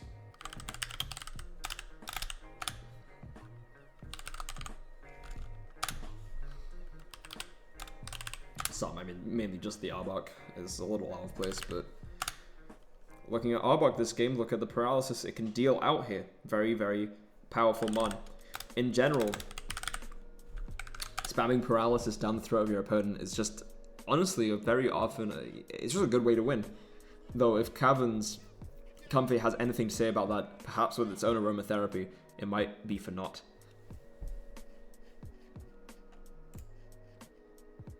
Claydol lead into the Overcoat. Good lead for SF Paul, assuming that he has Earth Power. Colberberry onto the Crunch, not going to be taking much Stealth Rock up onto the Overcoat, as Overcoat just gets its first quick elimination here. Mod Breaker on the Druddigan, taking so much from that Gunk Shot. Glare onto the Overcoat, but Overcoat might just, it's just doing so much. It's just doing so much. Comfy comes in and eats An Earthquake. Defog gets rid of the rocks. Claydol's impact has been pretty much eliminated this entire game. U-turn into the Arbok. Arbok, Earthquake really just doing very little into the Piloswine. Piloswine just so bulky. Have you seen how much bulk this thing has after Eviolite? Playoff doing quite a bit back, assuming that's a choice banded Grimstar, but just surviving so easily with this Piloswine. SD Burnett can't deal with Clawitzer, apparently. Clawitzer has Dark Pulse, and switches out what is likeliest Bedef Belly Bolt. Belly Bolt fails to kill the Piloswine. Piloswine doing quite a big chunk with its crit Earthquake, as Belly Bolt unfortunately misses its second Muddy Water, and Piloswine gets another elimination here.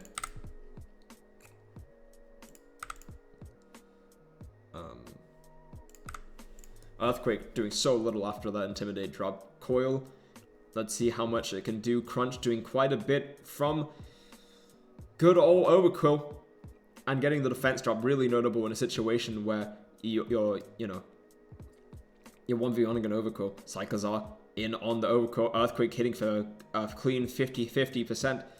Double Edge eliminating the Arbok, as it is revealed to be Cavern's classic Cyclozar. A nice life orb. Return doing 55 into Clawitzer, as poor Alexa stay in with his Mega Burnett. Switch out into the Druddigon. Druddigon survives on nothing because it got poisoned before by the Overquill. Overquill finally goes down as Burnett gets a kill. Burnett dies to a critical hit overheat from Talonflame.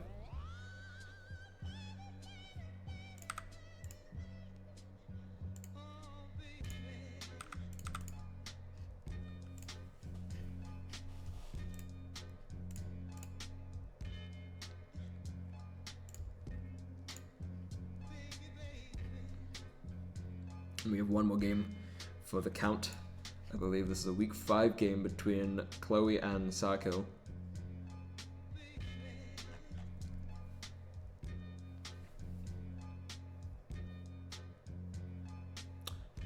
I know how this game ends. There's nothing I can really say that would add to this game.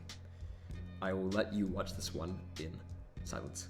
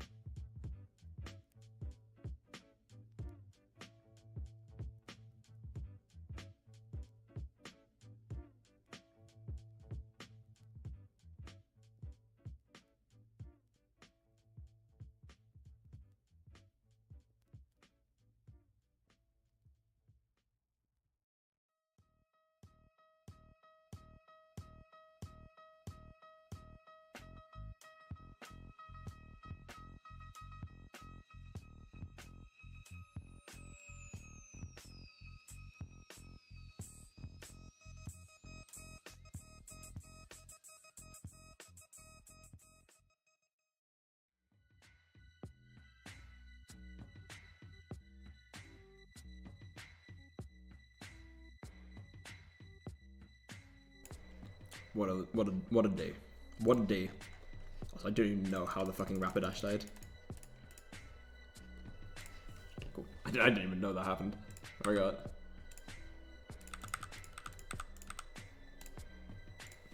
What a nightmare.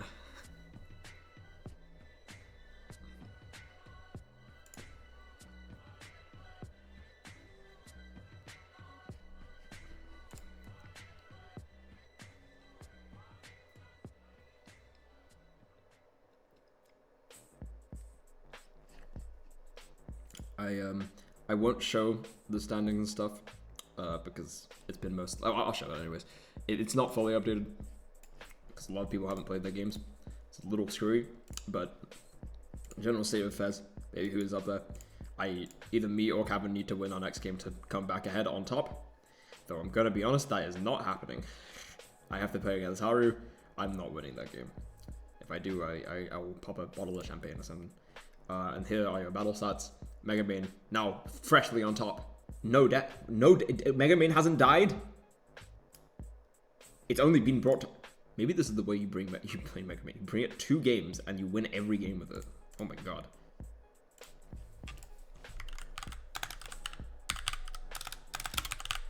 Yeah, it's only been brought twice. Last 2 weeks. Oh, it's because of press trades. And you know what? It's actually really performing on Baby Huey's team.